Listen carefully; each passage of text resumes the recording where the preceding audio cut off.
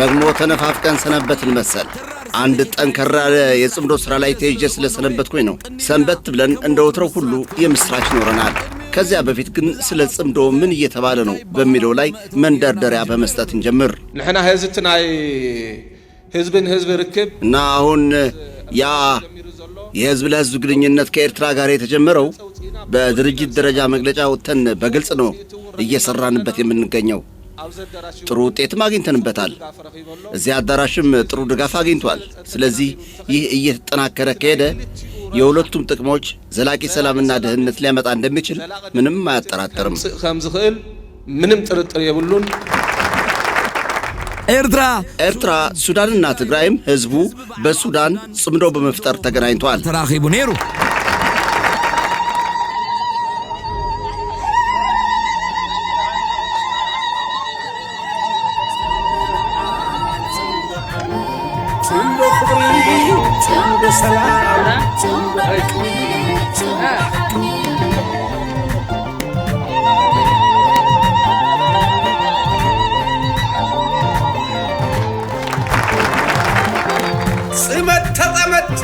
زحلفك صيدم نقدمت حسب بحدا صبوم نسخة والتا نسخة تنقوم يأكل بلون شكر يختم أي تسمع أيوم كرداد يسوقل قلعون غدميت ሕፃናትን ከፊት አስቀምጡ፣ ቤተሰብ ሰብስቡ፣ ወጋለን የቤተሰብ ወዳጆቼ። ዛሬ የደስ መንፈስ ተሰምቶኛል። መልካም ቀን ያድርግልን። ሚዛን በሚደፋ ሴናሪዮን ጀምር። ጽምዶ ከተባበሩት መንግስታት ድርጅት ዋና ጸሐፊ አንቶኒዮ ጉተሬስ ዓይንና ጆሮ ውስጥ በይፋ በመግባቱ እንኳን ደስ ያለን። ይህቺው ድምፃችንን ጆሮ ዳባ ልበስ ያለችው ዓለም በእንደነ ጌዲዮን ዲሞቴዎስ አይነቶቹ አገልጋዮቹ አማካይነት በተባበሩት መንግስታት ድርጅት እንደ ቃል ለመደመጥ በቅቷል። ስለ ይዘቱ አነሳሱና አቅጣጫውን በሚመለከት ቃለ መጠይቅ ሊያደርጉልኝ ወኪሌን አነጋግረው የሚነገር የለም፣ እንደዚያ የሚባል ነገር የለም፣ ድንበር ላይ እርቅ ፈጥሮ መርሃ ግብሮቹን ረድፍ አስይዞ በመንቀሳቀስ ላይ የሚገኝ ግማሽ ሚሊዮን ሰላማዊ ህዝብ ስላለ እሱን አነጋግሩት፣ የጽምዶ ባለቤት ህዝብ ስለሆነ ብለን መልሰንላቸዋል። እንዲህና እንዲህ ነው ወጉ ወዳጄ። ጽምዶ አንጀታቸው ውስጥ ገብቶ ምንኛ እንዳበጣበጣቸው ኤዲቲንጉንም ቢሆን ልብ ብላችሁ አስተውሉት። የጽምዶ አዘጋጆችና የብልጽግና የሚዲያ ሰራዊት እኝሁላችሁ። ኢንጂነር ፍጹምን አጣ ነው በማለት ሐሳብ ለገባችሁ ወገኖች ደግሞ ከዘጠኙም የኤርትራ ብሔሮች ጋር ዓለሜን እያየሁ ስለሆንኩኝ ኑ የደስታዬ ተካፋይ ሁኑ ብለህ ጋብዝልኝ ብሎኛል ወዳጆቼ።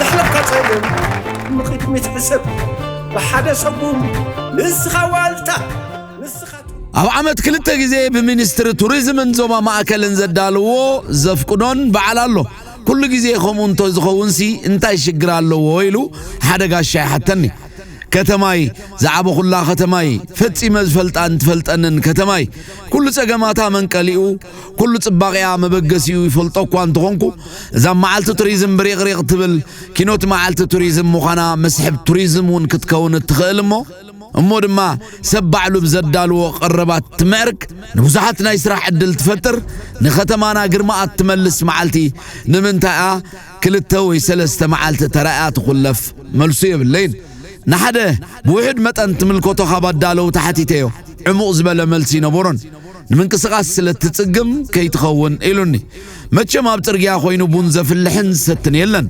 نمكاين يخون أقار زتسقم منمزر رخب مخنيتون أي رخب كلان زملكوتوكم أكلات ملسو لي بجاهم طبوغات هديتات بون يفلحا حيدت آتاوي رخبا بزحت سدرا يدررا بعابيو عين قاشا يدرر أسمرات بغتي سبائي تباقي عمو كلا يسمو كتمانا خيسمو مدهانيتو بإيدكمي ويدما تباقنا من تايو بمقنا كخون تداليو ملسو لنا أسميرا يسمرانا أسميرا ونرانا በአፋር ዜና እንጀምር። እጉጉሙ የፖለቲካ የኢኮኖሚና የማህበራዊ ራዕዮችን ግልጽ ያደረገበት መርሃ ግብሮችን አሰራጭተዋል። በበኩላችን ያው እንደጀመርነው በሚዲያ የምትሰሩ የጽምዶ ሰራዊት መርሃ ግብሮቹ ለሁሉም ተደራሽ እንዲሆኑ እንረባረብ፣ እንቀጥል። ሁሉም እየታዘበው እንዳለው በአፋር ክልል ብልጽግና ፓርቲ ላይ በማነጣጠር የተነሳሳው ተቃውሞ ከጊዜ ወደ ጊዜ አድማሱን እያሰፋ ነው። ይህን የተገነዘበው አወል አርባ ዑንዴ በሁሉም አካባቢዎች በተለይ ኤርትራና ትግራይን በሚያዋስኑ ቦታዎች የጸጥታ ኃይሎችን አሰማርቷል። በዚህ ሁኔታ ትዕግስቱ የተሟጠጠው ሁሉ ያለችውን ይዞ ባገኘው ክፍተት ወደ ሐጂ ኢብራሂም ኃይል በብዛት ከመቀላቀል አልቦዘነም። ባለፈው ሳምንት አንድ አምቡላንስ እያሽከረከረ መንገድ ላይ ያጋጠመውን ኬላ በጥሶ ያለፈ ሰው ወደ ኤርትራ እንደመጣ የሚገልጽ ዜና ተሰምቶ ነበር። ቀንድ እንደሚነክሰው ችኩል ጅብ የብልጽግና የሚዲያ ሰራዊት ይህንኑ ፍጻሜ በመመጻደቁ ዘመቻ ላይ ተሰማሩ። በሉ ተመልከቷቸው፣ ነግረናችሁ ነበር እኮ እነዚህ ሽፍቶች ናቸው። አራሶችንና ህሙማንን በማመላስ ላይ የምታገለግል አምቡላንስን የሚጠልፉ ለህዝብ ደንታ የሌላቸው ሽፍቶች ናቸው ብለን ነግረናችሁ አልነበረምን? በማለት ዜናውን እየተቀባበሉ አራገቡት። ወደ ሻዕቢያ የተጠጋ የሻዕቢያን ባህሪ መውሰዱ የግድ ስለሆነ ግን ያንኑ እንደ አቧራ በእጅጉ ሲናፈስ የነበረውን ወሬ በዝምታ መከታተሉን የመረጠው እጉጉሙ ሰንበትበት ብሎ ባወጣው መግለጫ አፋር ክልል ውስጥ አምቡላንሶች በምን አይነት ስራ ላይ ተሰማርተው እንደሚገኙ ከሰፊው ህዝብ አይን የተሰወረ አይደለም። ይሁን እንጂ የሥራ ምድባቸው ህዝብን ማገልገል እስከሆነ ድረስ እኛ ደግሞ ለህዝባችን እፎይታ ስንል በረሃ የወጣን ስለሆን አምቡላንሷን ወደ መጣችበት መልሰናታል በማለት ጆሮ ግንዳቸውን መጥቶ አንገታቸውን እንዲያቀረቅሩ አድርጓቸዋል። ከዚህ ፍጻሜ በኋላ ሳይውልና ሳያደር በእነዚሁ 6 የኪላሌ ወረዳዎች የተመደበች አምቡላንስ ኮንትሮባንድ ጭና ከሥራ ቦታዋ በመንቀሳቀስ በኦሮሚያ ክልል ኮንትሮባንድ እንደጫነች በሕግ አስከባሪዎች ተይዛለች ብንላችሁስ? አውል አርባ ዑንዴ አምቡላንሶችን ኮንትሮባንድ ሲሰራባቸው ሐጂ ኢብራሂም አምቡላንሶቹን ወደ ህዝብ ይመልሳቸዋል። ጽምዶ እንዲህ ነው የሚያደርገው። ከአፋር ክልል ሳንወጣ ሌላ ትኩስ ዜና ላስደምጣችሁ። የኮናባ ህዝብ ብልጽግናንና ብልጽግና በነጻ መሬት ስም በገዛ መሬታቸው ያሰፈራቸው ላይ በመነሳት እንደ የተቃውሟቸው መገለጫ የሽፍታው ኃይል መኪኖችን ሰባብረው መሬታቸውን ከሽፍታው ስርዓትና እሱ ካሰፈራቸው ሽፍታ ሰራዊቶቹ ነጻ ወጥተዋል እንላችኋለን። አበጀ ወንድም የኮናባ ህዝብ አኒሰን ያጓህሎ ቢሶ ወዳጄ ውሑስ ደባት ናይ ሓባሪው ናይ ሓባር ጉህደው حيال كالسي ززو حصيلتي نبلم حاتي وحيزو ززاتي نبلم حاتي وحيزو ززاتي سنة سلام فقر زنقس حبيبي قطب زقسقس نباتي وحيزو نخالي أسر بحلنا السلامي نبل ፋኖ ጋሽናን ሙሉ በሙሉ መቆጣጠሩን ሰምታችኋልን? አሰብን ታጠቃለህ ተብሎ ተጋጉዞ የነበረው የጁላ ክፍለ ጦር ተመለስ አፈግፍግ ተብሎ ወደ ኋላ እንዲፈረጥ ተደርጓል። የኦላ ሰራዊት በራሱ የጅማን ጅማት ጠርቅሞታል። ይኸውላችሁ ተመልከቱት።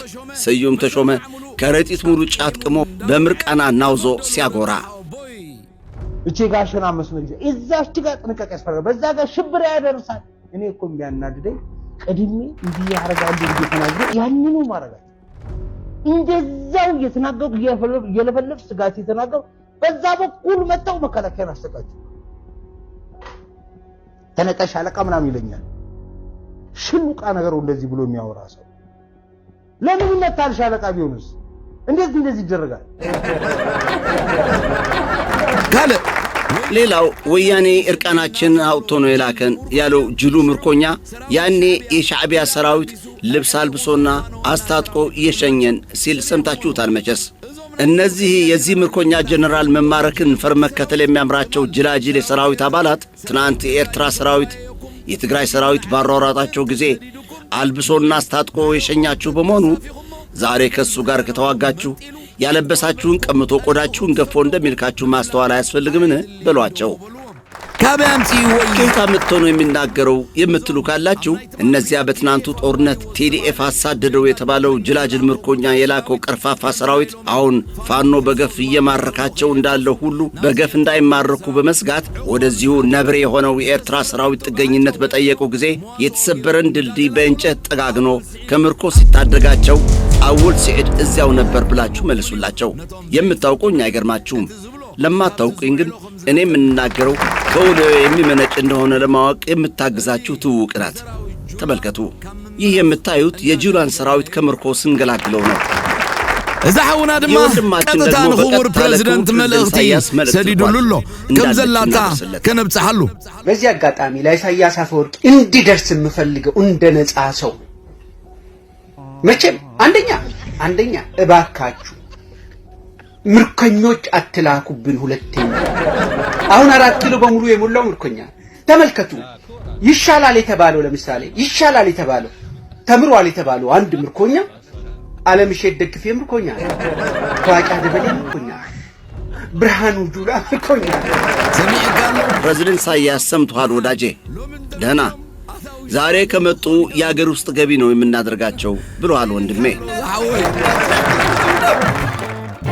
وحستباتني حباريوني حبار بودو حيال قاسي ززو حصيلتي نبلمحاتي وحيزو ززاتي نبلمحاتي وحيزو ززاتي سنة سلام فقر زنقس حبيبي قدس قسقس نباتي وحيز نخالي أسر بحلنا سلامي نبل እስኪ በሉ የዚህው እፎይታ የምትነሳ ጎረቤት ወቅታዊ ሁኔታን ተመልክተን እንመለስ ኢትዮጵያ እጅግ ተነቃፊ በሆነ ሁኔታ ውስጥ እየዳከረች መሆኗ የሚታወቅ ነው በትግራይና በአማራ ክልሎች ያለው የጸጥታ ሁኔታ ካለው የሀገሪቱ ችግርና የኢኮኖሚ ቀውስ ጋር ተደማምሮ ህዝብ የከረፋ ኑሮ በመግፋት ላይ መሆኑ እየታየ ነው የብልጽግና ስርዓት ከፊቱ የተደቀኑትን ችግሮች ከመፍታት ይልቅ ሌሎች አጀንዳዎችን እያነሳ ከዋናው ጉዳይ ለማምለጥ እየሞከረ ነው በዚህ ቀባጃሪ ኩነት ውስጥ የኤርትራን ጉዳይ እናገኛለን በቀጥታ የባህር ባለቤትነት ጥያቄ ላይ ያተኮረ ነው ደግሞ ከአባይ ግድብ ምረቃ በፊት ጠቅላይ ሚኒስትር የበሻሻ ልጅ ከኢትዮጵያ መገናኛ ብዙሃን ጋር ባካሄደው ቃለ መጠይቅ ሺህ ዓመት የፈጀው የአባይ ግድብ የግንባታ ሂደት ለምረቃ አድርሰነዋል በመቀጠል ደግሞ 30 ዓመታት የፈጀውን የባህር ጥያቄ መልስ በቀጣይ እንሰጥበታለን በማለት መግለጹ አይዘነጋም የዚህ ተንኳሽ መግለጫ ፍንጭ ከወቅታዊ የኢትዮጵያ ፖለቲካዊና ዲፕሎማሲያዊ ሁኔታና የአባይ ግድብ ምረቃ ጋር በማያያዝ እስኪ ትርጉሙ ምን እንደሆነ እንመልከት የፖለቲካ ሁኔታዎች የኢትዮጵያ የሀገር ውስጥ የፖለቲካ ሁኔታ ከጊዜ ወደ ጊዜ ሲወሳሰብ እንጂ የተረጋጋ ሁኔታ የሚፈጥርም አይመስልም በአማራ ክልል ውስጥ ያለው የጸጥታ ሁኔታ ይበልጥ እየተባባሰ ሲሆን የፋኖ አደረጃጀቶች ሲጠናከሩ በፌደራል መንግስት ላይ ያነጣጠሩ የጸረ ማጥቃት እርምጃዎች ሲጎላበቱ እየታዩ ነው በተለይ ባለፉት ቅርብ ቀናት ፋኖ በርካታ የጦር መሳሪያዎችና የፌደራል ወታደሮች መማረኩን አይተናል የፌደራል ሰራዊት ከጥድፊያና ከቀቢጸ ተስፋ ሁኔታ በመነሳት በወልዲያ ህዝብ ላይ ጭፍን የድሮኖች ጭፍጨፋ መፈጸሙ ይታወቃል ይሁን እንጂ የፋኖ ሰራዊት በዚህ ክስተት ሳይደናገጥ በመራብ ወሎ አካባቢ ግዙፍ ወታደራዊ ድል በመጎናጸፍ ላይ ነው የበሻሻ ልጅ ስርዓት ከፌደራል ሰራዊት አዛዦች ጋር ጭንቀት የገፋፋቸው ቀጣይ ስብሰባዎች ማካሄዱ የሚታወቅ ሲሆን በወታደራዊ መዋቅር ውስጥም ለውጥ ሲያደርግና አዲስ ማዕረግ ሲሰጥ እየተስተዋለ ነው ለዓላማዬ አይበጁኝም ያላቸውን የሰራዊት አዛዦች በተለይ የአማራ ተወላጆችን ከኃላፊነታቸው ሲያወርዳቸው እየታየ ነው የኦሮሞ ተወላጆች የሆኑትን ደግሞ ማዕረግ በመስጠት የጨቅላ ክስተቶችን እየቀጠለባቸው ነው እነዚህ በመካሄድ ላይ ያሉት ለውጦች የሚያመላክቱት ሀቅ ቢኖር የበሻሻ ልጅ ስርዓት ምን አይነት የጭንቀት አዘቅት ውስጥ ተዘፍቆ እንደሚገኝ ነው መስከረም ወር ላይ የፋኖን አጠናቀን በጥቅምትና በህዳር ወራት ደግሞ ወደ ሰሜን እንዘምታለን ትግራይን ሰርጂካል ኦፕሬሽን በማድረግ መቀጠል በማለት በአማራ ክልል የለኮሰው ጦርነት ከጠበቀው ውጭ ከባድ ወታደራዊ ኪሳራዎች ብቻ አይደለም እያጋጠመው የሚገኘው የፋኖ ሰራዊት በቅንጅት ወደ 4 ኪሎ አቅጣጫ እየገሰገሰ በመሆኑ የፌደራል ሰራዊት ጭንቀት ጣሪያ ነክቶ ይገኛል ከዚህ ጭንቀትና ስጋት በመነሳት ተደጋጋሚ የማዕረግ እድገት መስጠትና ሰራዊቱን ከአንድ ቦታ ወደ ሌላ ቦታ ማንቀሳቀስ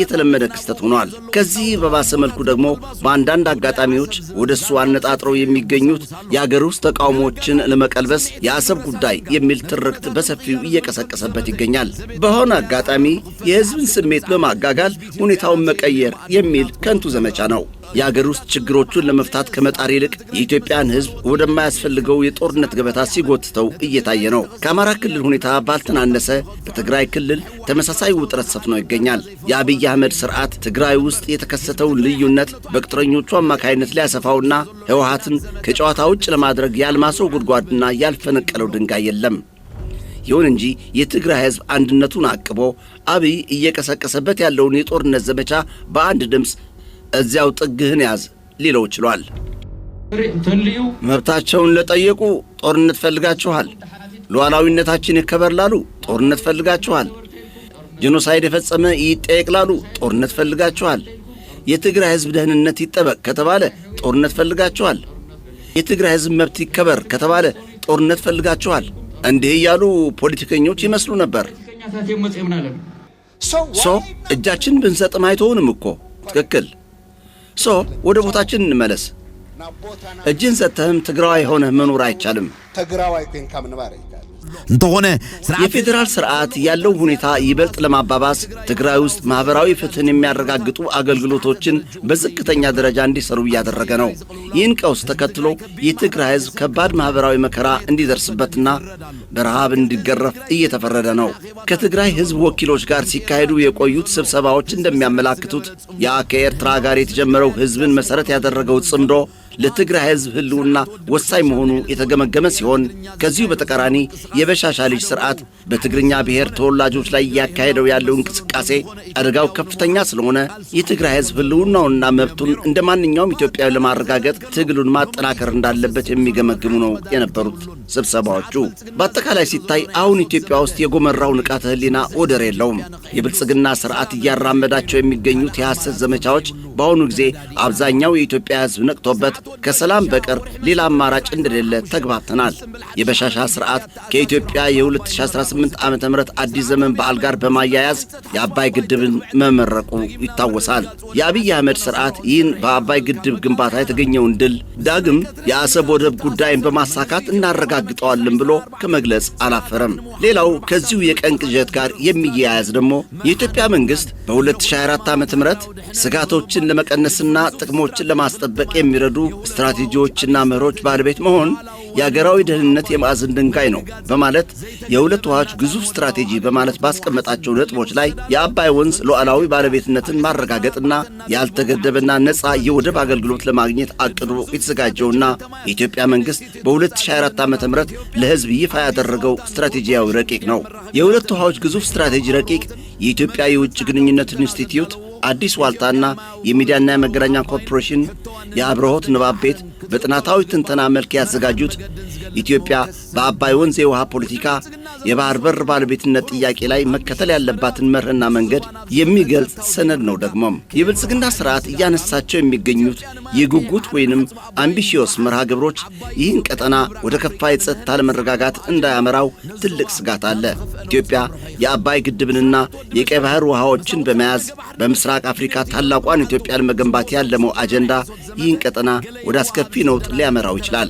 የበሻሻ ልጅ የባህር መስኮቶቹን ለማግኘት በየቀኑ እየቀሰቀሰባቸው ካሉት የሐሰት ዘመቻዎች ባሻገር ምናልባት የሚደግፈኝ የዋህ ባገኝ በሚል እሳቤ በዚህ ጉዳይ ላይ ማብራሪያ ያልተሰጣት ሀገር የለችም ሊባል ይችላል። አብይ በሚያካሄዳቸው ግንኙነቶች በኢትዮጵያ ኢኮኖሚ እያደገ ነው፣ የኢትዮጵያ የህዝብ ብዛት እየጨመረ በመሄድ ላይ ከመሆኑ ጋር መተንፈሻ ተከልክለናልና ተውበሉልን የሚል ማላዘን ይገኝበታል። ኢትዮጵያ ባለፉት ዓመታት ከጅቡቲና ከኬንያ ወደቦች አገልግሎት ስታገኝ ቆይታለች።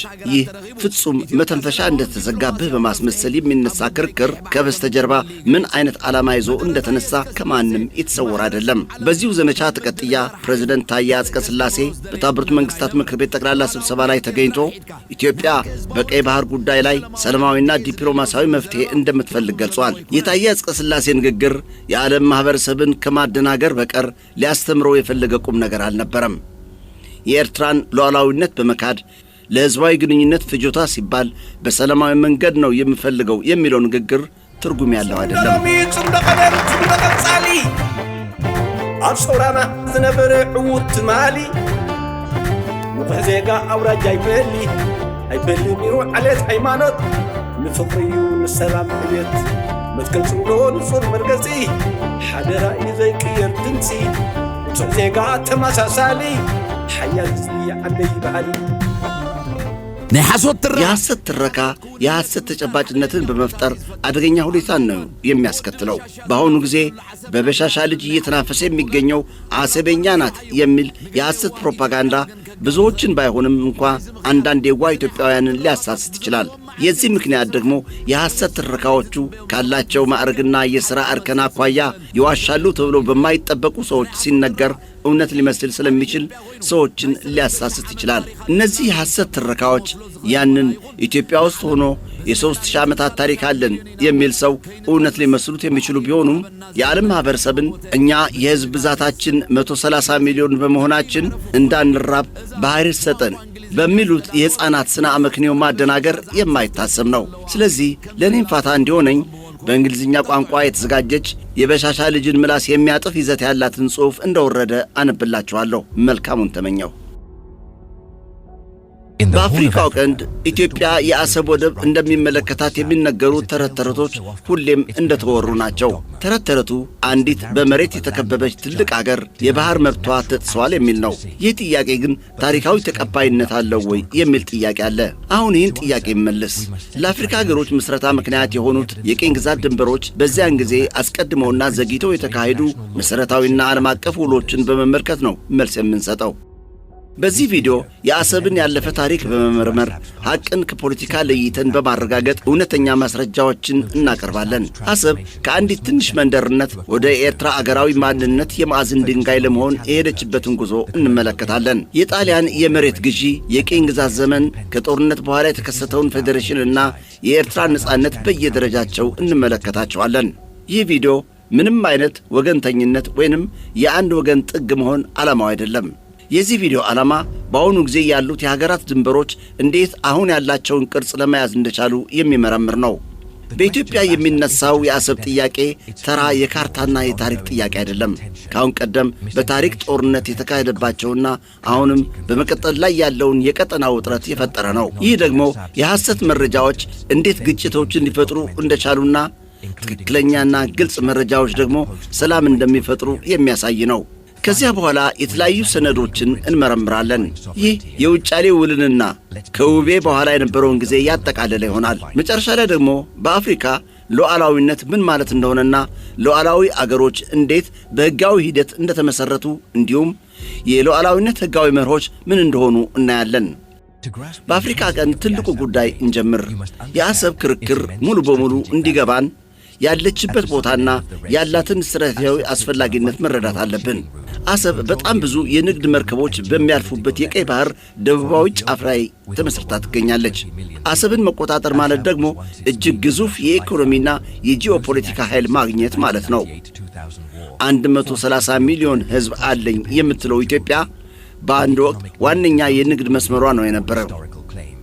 ከ1998 እስከ 2000 ዓመተ ምህረት ከኤርትራ ጋር ከተካሄደው ጦርነት በኋላ ግን ኢትዮጵያ በከፍተኛ ክፍያ በጅቡቲ ወደብ መጠቀም ጀመረች። የኢኮኖሚ ጉጉትና ፍላጎት ግን የሌላ አገርን ሉዓላዊ ግዛት ለመድፈርና ይገባኛል ለማለት የሚያስችል መብት የሚያሰጥ አይደለም። በርካታ የባህር በር የሌላቸው በመሬት የተከበቡ አገሮች ከጎረቤቶቻቸው ጋር በመስማማት እንዲጠቀሙ ፍቃድ ተሰጥቷቸው ጥሩ እድገት ማስመዝገብ ችለዋል። ከዚህ ደረጃ ላይ ለመድረስ የቻሉት በስምምነት እንጂ ባለቤትነትን በማወጅ አይደለም። የኢትዮጵያ ጥያቄ አንዴ የኢኮኖሚ አንዴ ደግሞ የመብትና ይገባኛል ጥያቄ ስለሆነ የተደበላለቀ ጥያቄ ነው። የአሰብ ወታደራዊ አስፈላጊነትም ወደቤቱን ሌላ ክብር የሚጨምርላት ነው። በዚህ ደግሞ ሁለቱም አገሮች ማለትም ኤርትራና ኢትዮጵያ ጸጥታቸውን ለማስከበር እንደ ወሳኝ ወደብ አድርገው ይመለከቷታል። የኢኮኖሚ አስፈላጊነት ስላላትና ስትራቴጂካዊ ቦታ በመሆኗ ወታደራዊ አስፈላጊነቷም ከፍተኛ ስለሆነ አሰብ የቀጠናው ውጥረት የስህበት ማዕከል እንድትሆን አደረጋት።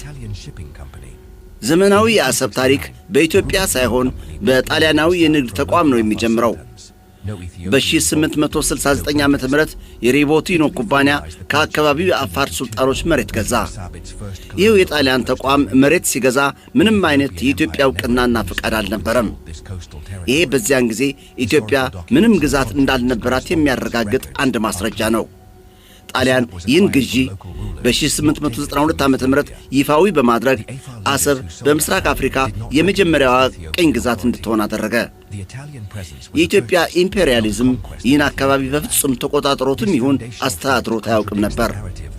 የዚያን ጊዜ ታሪካዊ ጽሑፎች፣ ስምምነቶችና ሰነዶችም ይህንን የሚያረጋግጡ ናቸው።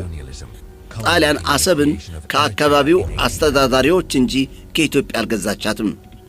ለጣሊያን ከአሰብ መሬት የሸጡላቸው የአሰብ አስተዳዳሪዎች ለኢትዮጵያ ምንም አይነት ዕውቅና አልሰጡም። የጣሊያን አመጣጥ ግዥ እንጂ ወረራ በኢትዮጵያ መሬት ላይ አልነበረም። ይህ መሠረታዊ ሐቅ ያንን ጣሊያን አሰብን ከኢትዮጵያ ነው የነጠቀቻት የሚለውን ትረካ ውድቅ የሚያደርግ ነው። የአሰብ ዘመናዊ አመሰራረት መሰረቱ ከጣሊያን መምጣት ጋር የተያያዘ ሲሆን በ1890 ዓመተ ምህረት ከሀገረ ኤርትራ ምስረታ ጋር ደግሞ ከፍተኛ ጥርሱ ላይ ደረሰ። ኢትዮጵያ የቀይ ባህር ዳርቻዎች ድርሻ አለኝ የሚል ክርክሯ በ1889 ዓመተ ምህረት በዳግማዊ ምኒልክና በጣሊያን መካከል የተፈረመውን የውጫሌ ውል እንደ የመከራከሪያ ነጥብ በቀጣይ እንዳቀረበችው ነው። ታዋቂው የዚህ ውል አንቀጽ 17 ግን ስለ የባህር ዳርቻዎች መብት ሳይሆን የዲፕሎማሲ አሻጥር ነው የነበረው። ያ በአማርኛ የተጻፈው ውል ምኒልክ ለውጭ አገራት ግንኙነት የጣሊያንን እርዳታ መጠየቅ ይችላል የሚል ነው የነበረው፣ እንደ አማራጭ ማለት ነው። በጣሊያንኛ የተጻፈው ግን ኢትዮጵያ በውጭ ግንኙነት ላይ ከጣሊያን ዕውቅና ውጭ ከማንኛውም አገር ጋር ግንኙነት እንዳታካሄድ የሚከለክል ነው።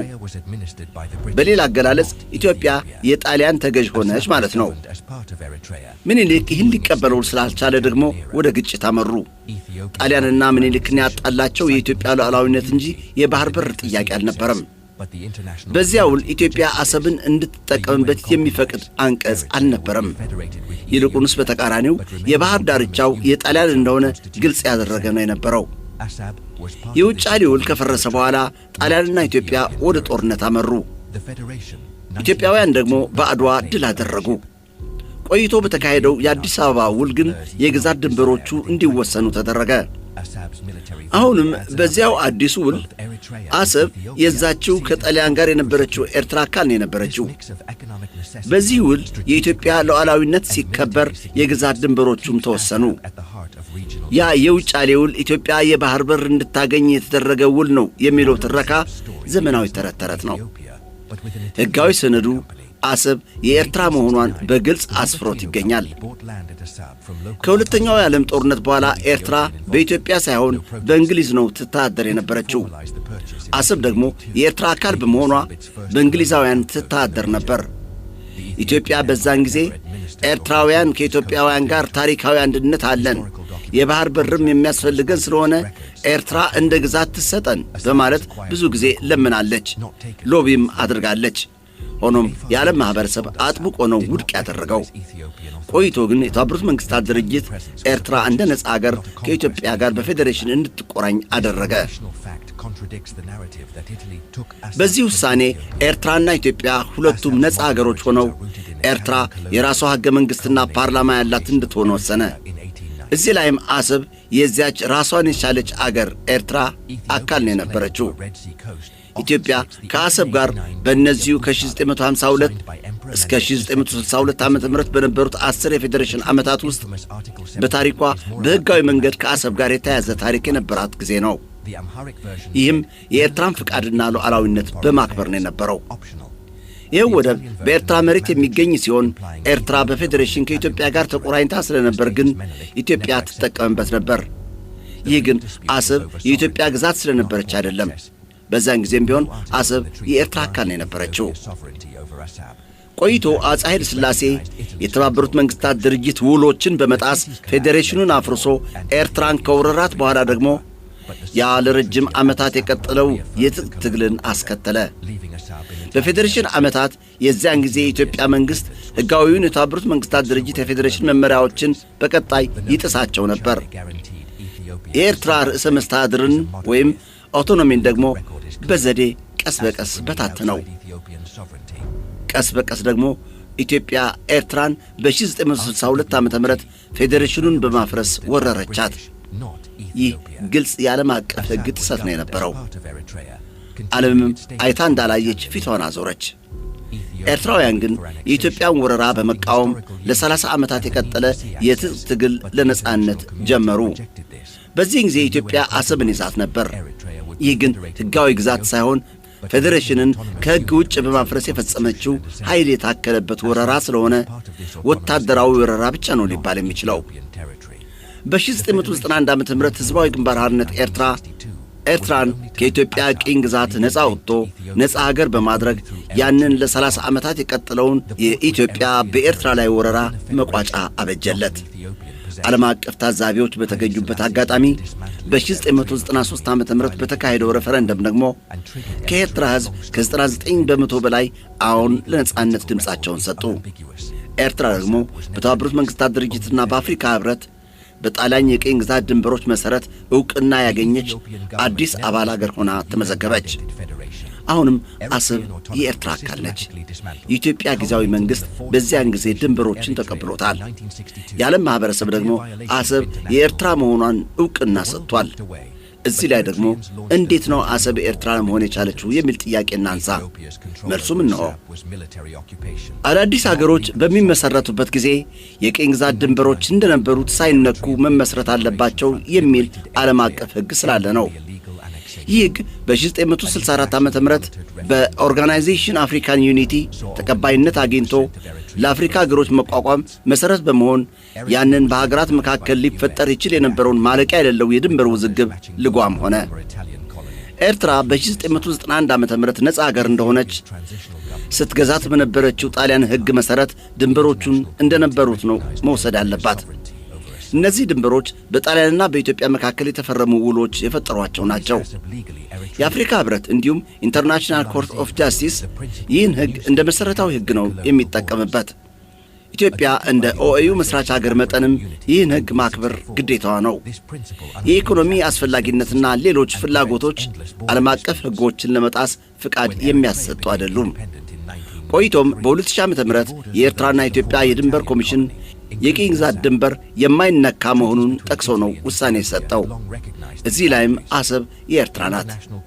በዚህም አሰብ የኤርትራ ለመሆኗ ክርክር የማያስፈልገው የተረጋገጠ ነገር ነው። ጭብጦቹ እጅግ ገራሚ ናቸው። አሰብ በሕጋዊ መንገድ የኢትዮጵያ ሆና አታውቅም። ውሎች፣ የቅኝ ግዛት ካርታዎችና ዓለም አቀፍ ሕጎች ሁሉም አሰብ የኤርትራ መሆኗን ነው የሚያውቁት። ከጦርነቱ በፊት የነበረው ፌዴሬሽንም ቢሆን በኤርትራ ፍቃድ ነው የነበረው። የ1962 ዓ.ም ወረራ ደግሞ ኢሕጋዊና በተባበሩት መንግስታት ድርጅት ተቀባይነት ያላገኘ ነው የነበረው። መጨረሻ ላይ የ30 ዓመታት ትግልን ተከትሎ ኤርትራ ነፃ ሆና በተባበሩት መንግስታት ድርጅት የተመሰከረ ሬፈረንደም ተካሂዶ የተሟላ ነፃነት ተጎናጸፈች። በዚህም ኤርትራ ሉዓላዊ ነፃ አገር ስትሆን አሰብ ደግሞ ሉዓላዊት የኤርትራ አካል ናት። ኢትዮጵያ ወደብ እንደምትፈልግ ግልጽ ነው። ሆኖም የሌላውን መውረር ሕጋዊ መብቱ አይደለም። የአፍሪካ የወደፊት ዕጣ ፈንታ የሚወሰነው በትብብር እንጂ በኃይልና ይገባኛል እያሉ የሕጋዊ ጥያቄዎችን በማንሳት አይደለም። በዚህ የሚመጣ እድገትም የለም። በመላው ዓለም የሚገኙ የባህር በር የሌላቸው አገሮች ሁሌም የጎረቤቶቻቸውን ባህር እንደተጠቀሙ ነው። ይህ ግን በኃይል ሳይሆን በስምምነት። የአፍሪካው ቀንድ ሰላም ደግሞ ሉዓላዊነትና ሕግን በማክበር ነው የሚገነባው። አሰብ የኤርትራ መሆኗን መቀበል ደግሞ የመጀመሪያው እርምጃ ወደፊት ነው በማለት ያጠቃልላል። ይህ ኢትዮጵያውያን ከራሳቸው ጋር ሊያስታውቃቸውና ሕፃን በሻሻን ከእንቅልፉ ለመቀስቀስ የተዘጋጀ ትረካ ነው ወዳጄ። A peaceful Horn of Africa depends on respecting history and law. Recognizing Assab as Eritrean is the first step toward lasting regional stability. بحدنات بحوناتنا حزب زمدو وحزتباتنا حباريوني حبار بودو حيال قاسي ززو حصيلتي نبلمحاتي وحيز ززاتي نبلمحاتي وحيز ززاتي سمنا سلام فقر زنقس حبيبي قدم زقسقس نباتي وحيزنا خالي أسر بحدنات سلامي نبل ኢትዮጵያ በታሪኳ እንዲህ አይነት ችግር አጋጥሟት አያውቅም። የኑሮ ውድነት ጣሪያ ነክቶ ሕዝቡ ጸጥታ ተነፍጎት የአገር ውስጥ መፈናቀልና ስደት ቁጥር ወደ ላይ አሻቅቧል። ችግሮቹ ተዘርዝረው አያልቁም። ከሁሉም በላይ በስልጣን ኮርቻ ላይ የተቀመጠው የብልጽግና ሥርዓት የሰራቸው ምግብ ሆነው ሕዝብን ከረሃብ የማይታደጉ ጸጥታን አረጋግጠው ሰላምን የማያሰፍኑ ለፕሮፓጋንዳ ፍጆታ ብቻ የሚውሉ መሆናቸው ነው ችግሩ። አንድ ከነዚህ አብነቶች የአፋር ክልል የሰላምና ጸጥታ ቢሮ ኃላፊ የሆነው አህመድ ሐሪፍ የክልሉ ሕዝብ የተነፈገውን ሰላምና ጸጥታ በማረጋገጡ ላይ ከመረባረብ ይልቅ የፕሬዝዳንት ሐጂ አወል አርባ እንደ የፌስቡክ ፔጅ 100,000 ተከታታዮች ተከታዮች ወይንም ፎሎወርስ እንዲኖሩት ለማድረግ እንረባረብ በማለት በፌስቡክ አካውንቱ ለጥፏል ብንላችሁስ ከምን ጋር ይቆጠራል? 100,000 ተከታታዮች የሌሉት የአፋር ክልል ፕሬዝዳንት አወል አርባ ዑንዴ የኢትዮጵያ አፋር ሕዝብ በፌስቡክ አንከተልህ ወደ ጦርነትም አንከተልህ እያሉት መሆናቸውን የሚያሳይ ነው። የአፋር ክልል ፕሬዝዳንት አወል አርባ ዑንዴ በዚያችው 130 ሚሊዮን ሕዝብ አላት በሚሏት ኢትዮጵያ 100,000 የፌስቡክ ተከታታዮች ከሌሉት እንደ ሰው ጭራሽ የለም ማለት ነው። እኔ እዚችው 4 ሚሊዮን ሕዝብ ባላት አገሬ ሆኜ እንኳን 1 ሚሊዮን ያህል ተከታታዮች አሉኝ። በሉ አወል አርባ ዑንዴ ያቺን የሺዎች የፌስቡክ አካውንቱን ወደ 100,000 ሊያደርሳት ካሰበ እኛም እንሂድ። የአወል ሰዒድን ህድሞና ቴሌቪዥን ወደ ከ1 ሚሊዮን በላይ ተከታታዮች እናድርሳት ወዳጆቼ። ከአወል አርባ ጋር 5 ሰዎች እስኪቀሩ ድረስ እንሟሟታለን ብዬ ነበር። እንዲህ ብለን ነበር፣ ዑንዴ ሉዓላዊነትን እስከ ደፈረና የባህር ጋኔኑ እስኪበርለት ድረስ ገና ይገረፋል ነው መልሴ። ያችው በአፋር ሚሊሻዎች አስከብቦ ጦር ሰፈር ናት እያላት የምትገኘው ጥቂት ሰራዊት ያላትን ቅጥር ግቢ አሟጥቄ 5 ሰዎችን ብቻ ይዛ እስከምትቀር እንረባረባለን። እንዲህም አጋጥሟል።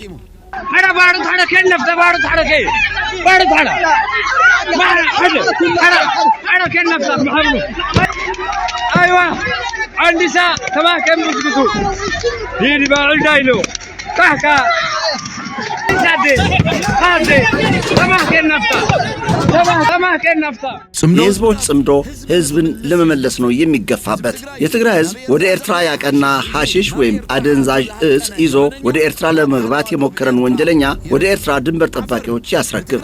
የአፋር ህዝብ ትግራይን ለመምታት ይሄዱ የነበሩትን የነጻ መሬት የትግራይ ተወላጅ ወንድሞቻችንን አታጠቁም በማለት ከለከላቸው። የኤርትራ ህዝብ ደግሞ ነጻ መሬት እየተባለ በአሰብ አካባቢ ደረቃማ ምድረ በዳ የሚገኙ የትግራይ ተወላጆችን ወደ ሀገራቸው ለመመለስ ከፈለጉ እህል ውሃ በማስተናገድ ወደ ትግራይ አገራቸው እንዲገቡ አያግዝም ትላላችሁን?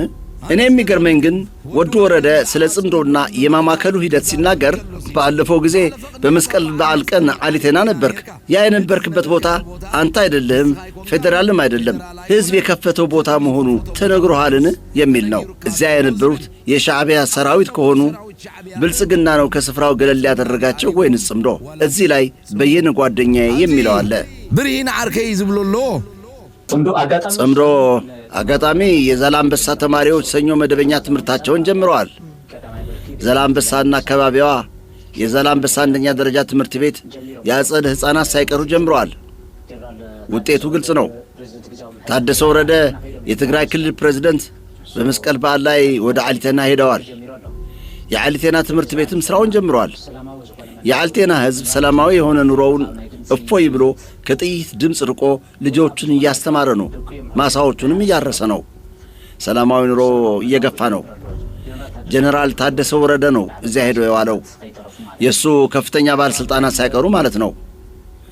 መረብ አካባቢ እገላን ይዘህ ጾረና አዲያቦን ይዘህ እስከ ባድመና ገምሃሎ በሙሉ የኤርትራና የትግራይ ህዝብ እንደፈለጉ የዕለት ተዕለት ስራቸውን እያከናወኑ ነው። አልፎ አልፎ ደግሞ ገበያ ይውላሉ። ጽምዶ እንዲህ ነው የሚያደርገው። የጽምዶ ምንነት ያልገባችሁ ካላችሁ ከእንቅልፋችሁ ንቁ። በይበልጥ ለማብራራት ይህችው የትግራይ ተወላጅ እናት ታክልልኛለች። ጽምዶን 100% ነው የምደግፈው። ጽምዶን 100%። ከምን በመነሳት ነው እነዚህ ድንበር ጫፍ የነበሩት አካባቢዎቻችን ነፃ ሆነው ሰው እርስ በርስ ተገናኝቶ ዓመት ባሉን በጥሩ ሁኔታ የሚያሳልፍ ያለው? 40 ይሁን እንጃ እንዳልሳሳት ትምህርት ክፍል ያውቀዋል። 40 ትምህርት ቤቶች ስራቸውን ይጀምራሉ ተብሏል። ይህ ለኛ ደስታ ነው። መንግስት ለመንግስት የራሱ አመለካከትና አካሄድ ስለሚኖረው ራሱ ይጨርሰው። ህዝብ ለህዝብ ግን በመሰረቱ በሁሉም የትም ይሁን የት ህዝብ ለህዝብ ግንኙነቱ ይቀጥላል። ከዚያም ሰራዊታችንን እናጠናክር፣ እናግዝ። ብርድ ላይ ነው፣ ልብስ የለውም፣ ጫማ የለውም፣ ቀለብ የለው። እኛ ግን አልጋ ላይ ተኝተን ስራችን እያከናወንን ነን። ሰራዊታችንን እናጠናክር የሚለው ግን ለትግራይ ህዝብ የማስተላልፈው አደራ ነው። ሰራዊትና እናጠናክር ዝብል ግን ህዝብ ለህዝብ ትግራይን ደቃ ባለፉት ቅርብ ቀናት በተጠናቀቀው 3000 ህዝብ ተሳታፊ በሆነበት የትግራይ ህዝብ ኮንፈረንስ ወደ ኤርትራ ህዝብ የሚከተለውን ጥሪ አስተላልፏል። አውዒት ለህዝቢ ኤርትራ ኣብዚ እዋን እዚ ተጀሚሩ ዘሎ ርክብ ህዝብን ህዝብ ተጠናኺሩ ንኽቕፅል ናብ ዝለዓለ ብራኸ ንኽሰጋገርን ንሕና ተሳተፍቲ ብሄራዊ ኮንፈረንስ እጃምና ከምንወፊ እንትንገልጸልካ ኣብ ልዕሊ ህዝቢ ትግራይን ኤርትራን ኣንጸላልዩ ዘሎን ቀርኒ ኣፍሪካ ካብ ዝሓመቐ ናብ ዝኽፍአ ሕምስምስ ዘእቶ ሓደጋ ጥፍኣት ኩናት ብርሑቑ ንምትራፍ ብወገንና ዝከኣለና ጻዕሪ ከም እንገብር እንተነረጋግጸልካ ብወገንካ እውን ዋዒልካ ድምፅኻ ብምስማዕ እጃምካ ክትወፍን ንሰላም ሓቢርና ክንሰርሕ ጻውዒትና ንቕርብ ዝብል እዩ እንሰራ ጥሪያችንን እናቀርባለን ንሰላም የሚል ነው። ሓቢርና ክንሰርሕን ጻውዒትና ነቕርብ ብዛዕባ ዝድሄረ ጉዳይ ቆይቼ እመለስበታለሁ። እንቀጥል። ኤርትራ የኢትዮጵያን ገዢ ኃይሎች አፍንጫቸውን ሰብራ በኃይሏ ከመሬቷ እንዳባረረቻቸው በርካታ የደርግ ሰራዊት ከፍተኛ ባለስልጣናት የነበሩ ኢትዮጵያውያን የሚደጋግሟት ንግግራለች። ሻዕቢያ በናቅፋና በሌሎች ቦታዎች በፊት ለፊት ውጊያ ያደርስብን ከነበረው ኪሳራ ባሻገር እኛን ለማሸነፍ ከተጠቀምባቸው በርካታ ዘዴዎች አንዱ ኤርትራ ውስጥ የነበረውን ጦርነት ወደ መሃል ኢትዮጵያም ጭምር እንዲገባ ማድረጉ ነው ይላሉ።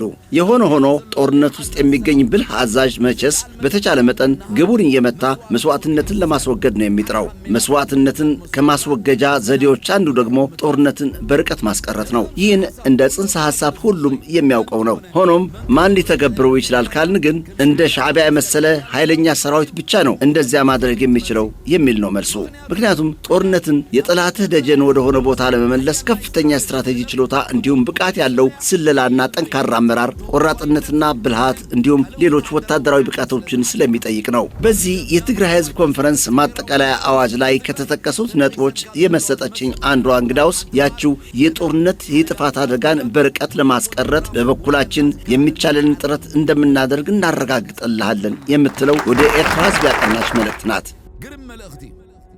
ሌላይቱ ነጥብ ደግሞ አንተም በበኩልህ ጮክ ብለህ ድምፅህን እንድታሰማና የበኩልን ድርሻ እንድትወጣ እንዲሁም ለሰላም አብረን እንድንሰራ ጥሪያችንን እናቀርባለን የምትለዋ ናት። የኤርትራ ህዝብ ለሰላም ያለውን ዝግጁነት በተደጋጋሚ ያረጋገጠው ነው። አሁንም ከወንድም የትግራይ ህዝብ ጋር በመሆን ስለ ሰላም ድምፁን ጮክ አድርጎ እንደሚያሰማና የተቻለውን ሁሉ የሚያደርግ መሆኑ የተረጋገጠ ነው።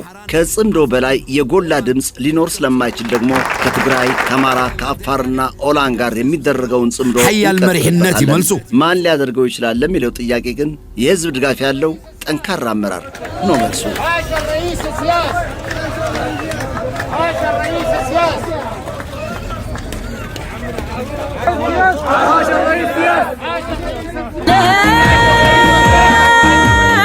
شكرا من أرض الصمود لأريتريا رعت العهود البابليغو السامر المحن الطوال الشعبي والعالم شهود الشعبي والعالم شهود الشعبي والعالم شهود فرقي ما باع الحدود البابليغو الساتر المحن الطوال ለኤርትራ ህዝብ ጦርነት እንዳይጀመር ድምጻችሁን አጉልታችሁ ከልክሉት ላለው ስጋት አይግባ። በገነነ ድምጽ ከተካሄዱት በአፋር አቅጣጫ የትግራይ ተወላጆችን ለመውጋት የተነሱትን ኃይሎች በዚህ አናሳልፋቸውም የሚል አቋም የያዙት የኩናባህ ወጣቶች ጎልተው ከተሰሙት ድምጾች ውስጥ አንዱ ነው። ይሄውም እነዚያ ወጣቶች ባለፉት ሳምንታት ለሰላማዊ ግንኙነት ወደ አዘጋጀነው የጽምዶ ድንኳን ኬላ ጥሰው ሐርሲል ያዋሉበት ፍጻሜ ነው።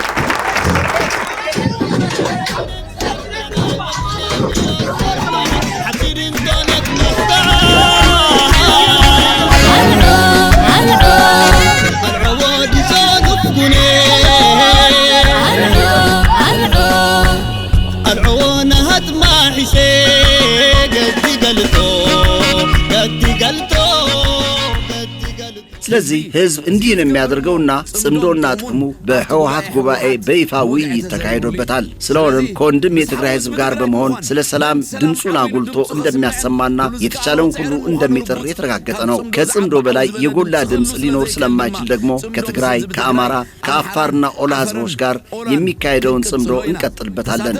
የትግራይ ህዝብ ብሔራዊ ኮንፈረንስ ተሳታፊዎች መልእክታችሁ ስለገባኝ አይዞን አይዟችሁ እፎይታ ይሰማችሁ ነው መልሴ።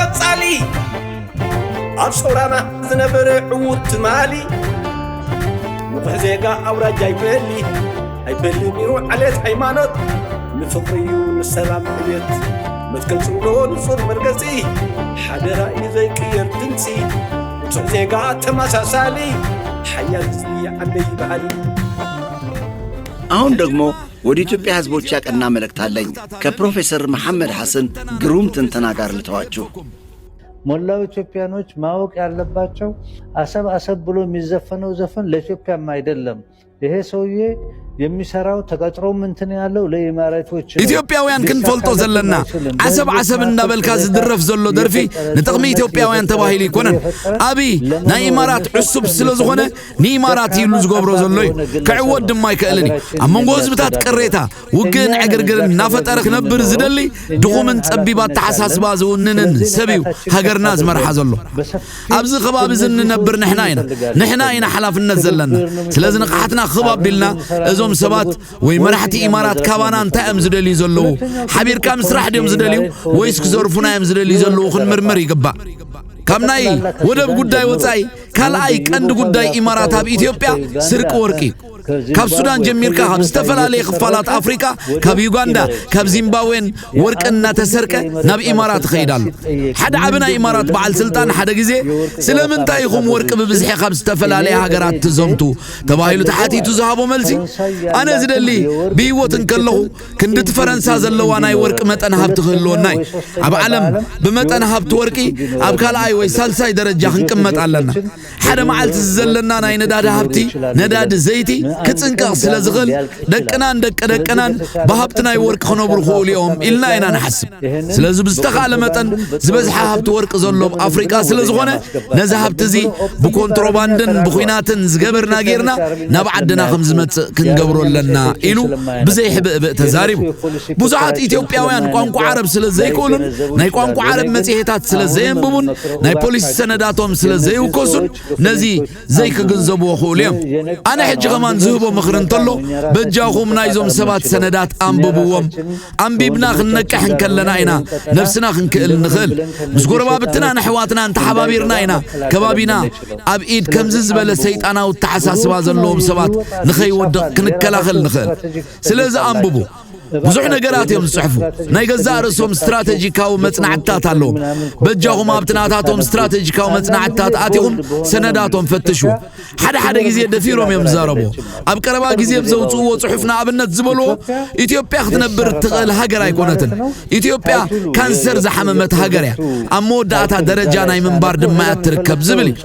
نمنتاي اموداتا درجه ناي منبار تركب نزبل دما كبرهن كلو اوشتا زلو غرچتات نفس سلام كم صوا يقولونهم تاريخه وقرچتات አሉ አብረስ ይድማ ናይ መሪሕነት ብስለት ይብላን ስለዚህ ዘይ ሓው ካንሰር ይዝዋ ዘሎ ናብ ኩሉ አካላት ድማ ይስፋሕት ይዘሎ ናብ ኩሊት ናብ ጸላም ከብድን ናብ ካልእን በጽሒ ሕጅ ሞኽትን ቀሳስ ከማን ኣብ ዘይ ትኽእለሉ ደረጃ በጽሓ ዘላ ኢሉ ይምልስ أمدم دمتو انتا يزبل إثيوبيا ختموتها قدم مماتا ويكا أزيو عبي خوينات حد قدم ممتو نحنا انتاي كنت كمال لنا زبليو كن ريو زلنا ناتنا تغم بزهاجر زلو هبت تسقاقيرو نبانا خمت كخلالو نزدما إيكونومياو تحت قرص زهاجر انت تقوت آتيرنا يينا خنا تقبرو نخل يبل كومو يلصعيب زلو حد عبن الساتهم زغوز او ليبانوساو بروفيسوري ليبانوسا بزركب أمريكان يونيفرسيتيز مهر زنبر أزيو بلي حسابي قنا ناي إمارات قندم مخاري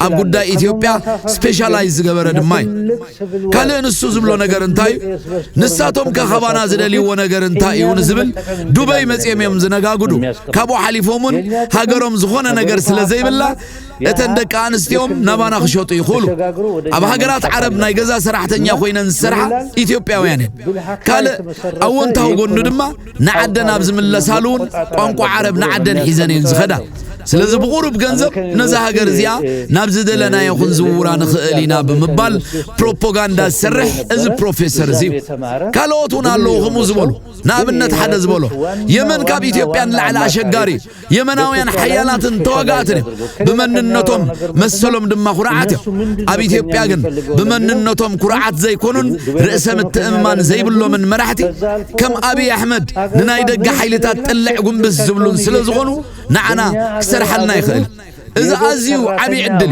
تاريخ كالأي جزي خيبنا زي كال عدل حدا معلت زوم سوات انتناقيهم نزمتشو كنتات كقلبت وقولهم سلازي كالتيفنا بحد سير جزي نايزا هاجر هابتي كنزم تولنا بتكيت جنزب اتشنا هاجر مشكر كرنشلال لمبرو ፕሮፓጋንዳ የሚያደርገው ይሄ ትልቁ ፕሮፌሰር ነው። ሌሎችም አሉ ከዛ ካረንት ለምሳሌ ሲያስቀምጡ የመን አሸጋሪ ነው አሉ ከኢትዮጵያ። የመን ጠንካራ ነው፣ ይዋጋሉ፣ የራሳቸው አቋም ፍኹር ማለት ኩሩነት አላቸው ምናምን። እዚህ ግን በቀላሉ ምክንያቱም ኩሩነት የሌለው አስተዳደር በራሱ የማይመካ ለውጭ ኃይሎች የሚያጎበደብድ ፎርስ ስለሆነ አብይን ማለታቸው ነው። ለኛ ይሰራል እድል ነው አሉ። ይሄ ትልቅ እድል ነው፣ ታሪክ ሊሰጠን የማይችል እድል ነው። አንድ ቀን እነዚህ ሰዎች ነቅቶ ይህንን ሁሉ ሊገለባብጡት ይችላሉ። ስለዚህ በአጭር ጊዜ የዚህን ሀገር ሪሶርስስ መዝረፍ አለብን አሉ። ከዛ ውጭ አንዱ ይጠቀሙበታል፣ ወርቁንም እንደ ሱዳን ይዘርፉለታል። መሳሪያም በሱ በኩል አልፎ ለሱዳን ብጥብጥም እንትን እያለ ነው። አሁን እየተሸነፉ ነው ያሉት። ይሄ ነው ሁለተኛው ሮሉ። ጉድ ነው።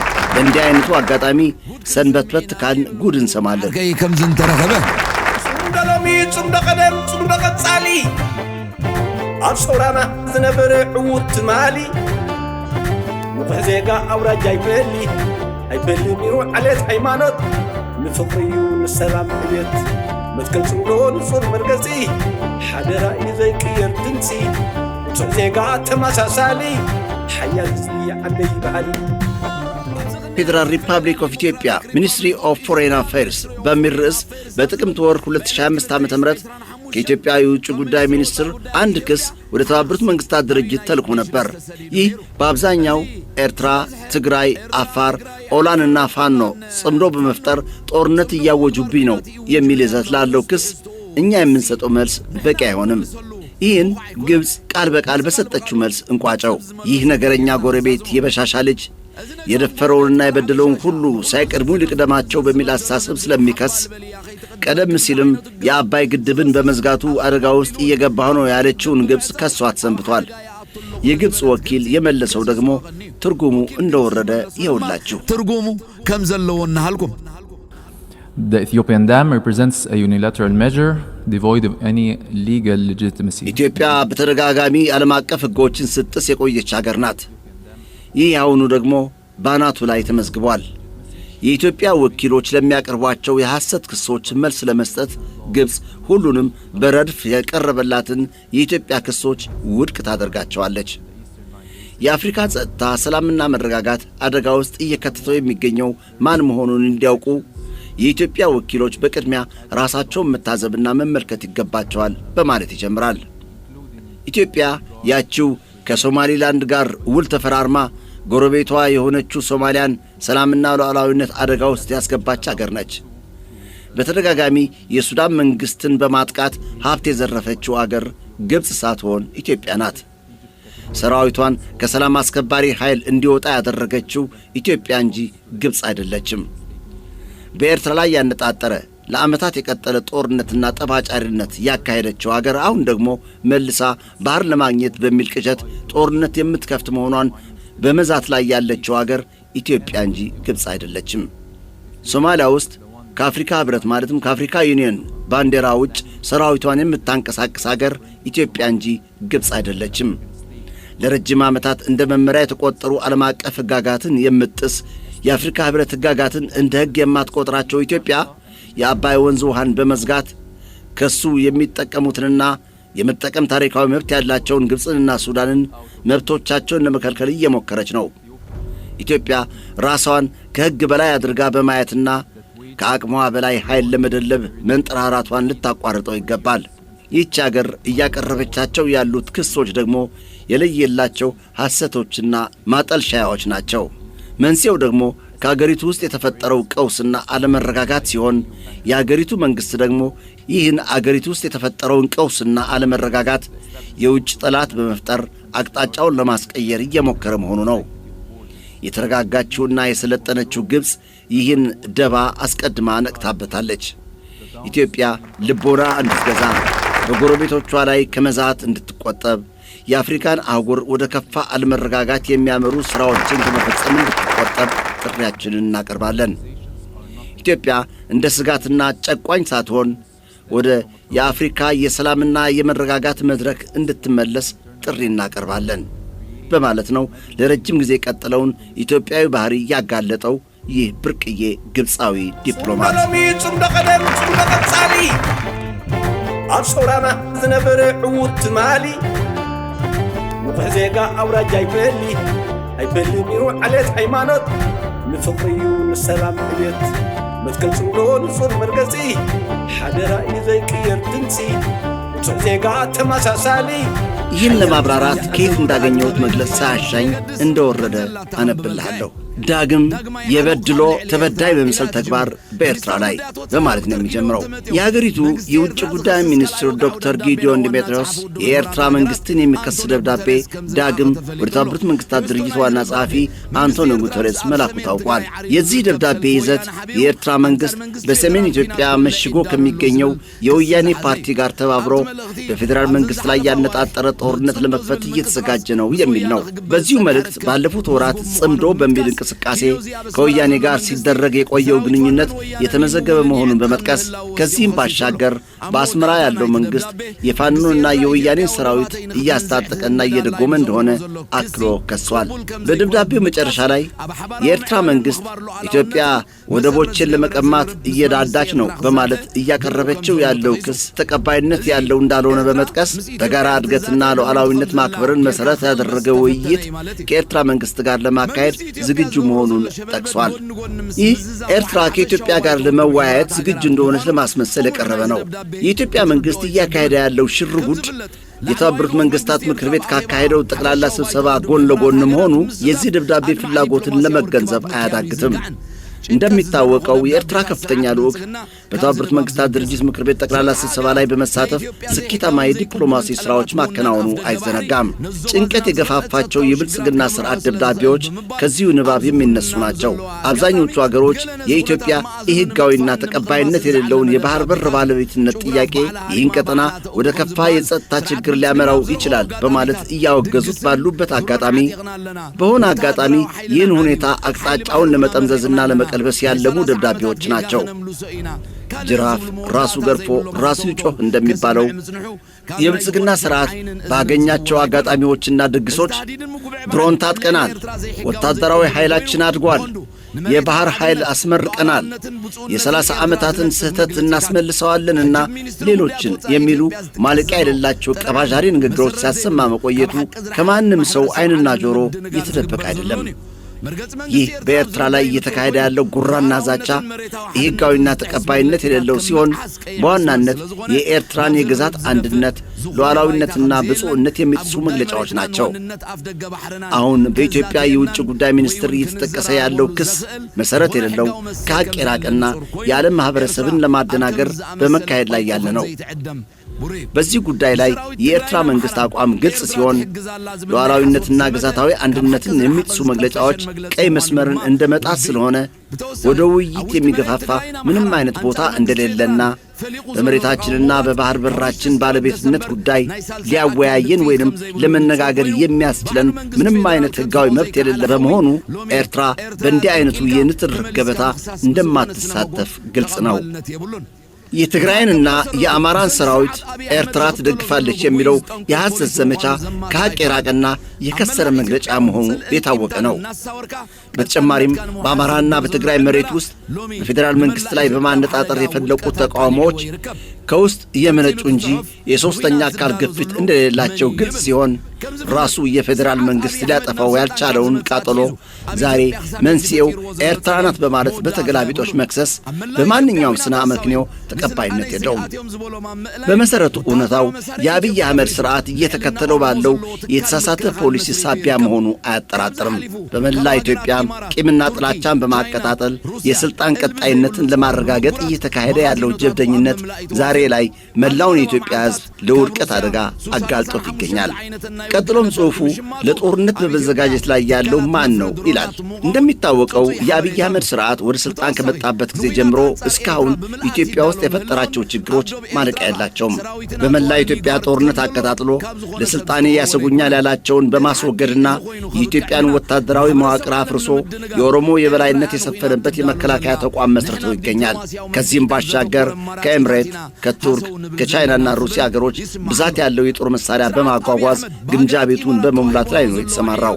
ባለፉት ቅርብ ቀናት ከሩሲያ ሱ-35 የተሰኙ የጦር አውሮፕላኖችን መሸመቱ፣ በኢትዮጵያ የድሮን ማምረቻ ተቋሞች ማቋቋሙ የሚያስረዱ የተረጋገጡ መረጃዎች አሉ። በተጨማሪም በኤርትራ ላይ ጦርነት ለመክፈት በመልአት እየተዘጋጀ መሆኑና ሰራዊትና የጦር መሳሪያ ወደ ኤርትራ ድንበር በማጓጓዝ ላይ መሆኑ ከማንም ሰው የተሰወረ አይደለም። ሐቁ ይህ ሆኖ ሲያበቃ ግን የዓለም ማህበረሰብን ለማደናገር ኤርትራ ናት ለጦርነት በመዘጋጀት ላይ ያለችው፣ እኛ በዲፕሎማሲያዊ መፍትሄዎች ላይ ያተኮሩ አማራጮችን ነው በማፈላለግ ላይ ያለ ነው ሲል እየተደመጠ ነው። የአብይ አህመድ ስርዓት በእምሬት የተሰጡትን የቤት ስራዎች በመተግበር ላይ ነው እየተንቀሳቀሰ የሚገኘው። ኢትዮጵያ ውስጥ የሚያደርሰው ውድመት ግን ትኩረት ሊሰጠው አልመረጠም። በአጠቃላይ ለጦርነት በመዘጋጀት ላይ ያለው የብልጽግና ስርዓት እንጂ ሌላ አይደለም። የዓለም ማህበረሰብ ይህንን ኢትዮጵያ በምስራቅ አፍሪካ እያካሄደችው ያለውን ጀብደኝነት ልጓም ሊያበጅለትና ሊያወግዘው ይገባል። የኤርትራ መንግሥት መልስ ግን ግልጽ ነው። አሁንም ይቅርባችሁ፣ እዚያው በሩቁ በማለት ይቋጫል ጽሑፉ። ጽምደቀደም ጽምደቀጻሊ ኣብ ሰውራና ዝነበረ ዕዉት ትማሊ ንፍሕ ዜጋ ኣውራጃ ኣይበሊ ሚሩ ዓሌት ሃይማኖት ንፍቕሪ እዩ ንሰላም ዕቤት መትከል ጽምዶ ንጹር መርገጺ ሓደራ እዩ ዘይቅየር ድምፂ ንጹሕ ዜጋ ተመሳሳሊ ሓያል ህዝቢ ዓለይ በዓሊ። እዚህ ላይ ደግሞ አስተውሉ ሁላችሁም ኤርትራውያን፣ በእነዚህ ቀባዣሪ የፕሮስፐሪቲ የመረጃ መስመሮች እንዳትታለሉ። ዕድሜዋን ሙሉ ስለ ኤርትራ አንዳችን በጎ ነገር ተናግራ የማታውቀው የቢቢሲ ትግርኛ የኤርትራ መንግሥትን ደስ ያላሰኘ የሚመስል የሚኒስትር ዑስማን ሳልሕ መግለጫ ለምን የሚል ቀላል የሚመስል ግን ደግሞ ድርብርብ መርዞች ያሉት አንቀጽ ጥቅምት 7 ቀን ጽፋ ነበር። እንዲህ አይነቶቹን አርዕስቶች ከእንዲህ አይነቶቹ ርካሽ የጥቅም አሽከር የመረጃ መረብ የምንጠብቀው ነው። አብዛኛው ጊዜ ደግሞ መልስ አልሰጥበትም። ይህ የአሁኑ ጽሑፍ ግን በስተጀርባ ስውር ሴራዎች ስላሉት አጠር አድርጌ መልስ ሰጥበታለሁ። አዳምጡ። ይህችው በቢቢሲ ቦርድ የተመረጠ ርዕስ ይዛ የወጣችው የሐሰት ጽሑፍ 3 ዓላማዎች ነበሯት። አንደኛ፣ በኤርትራ መንግሥት አመራር መካከል መግባባት ወይንም መናበብ የለም ብለህ የሐሰት ዜናዎችን በመስራት ሕዝብ ጥርጣሬ ውስጥ እንዲገባ ማድረግ። ሁለተኛ፣ የኤርትራ መንግሥትን አጀንዳ መጠምዘዝና ኢትዮጵያ ወደ ገባችበት አዙሪት እንድንገባ መጋበዝ። ሦስተኛ፣ በዚህ ጽሑፍ ተገፋፍተን ሚኒስትር ዑስማን ሳልሕ ምን እንደሠራና ከማን ጋር እንደተነጋገረ በዝርዝር እንድንናገርና መረጃ እንድንሰጥ ስለተፈለገ ነው።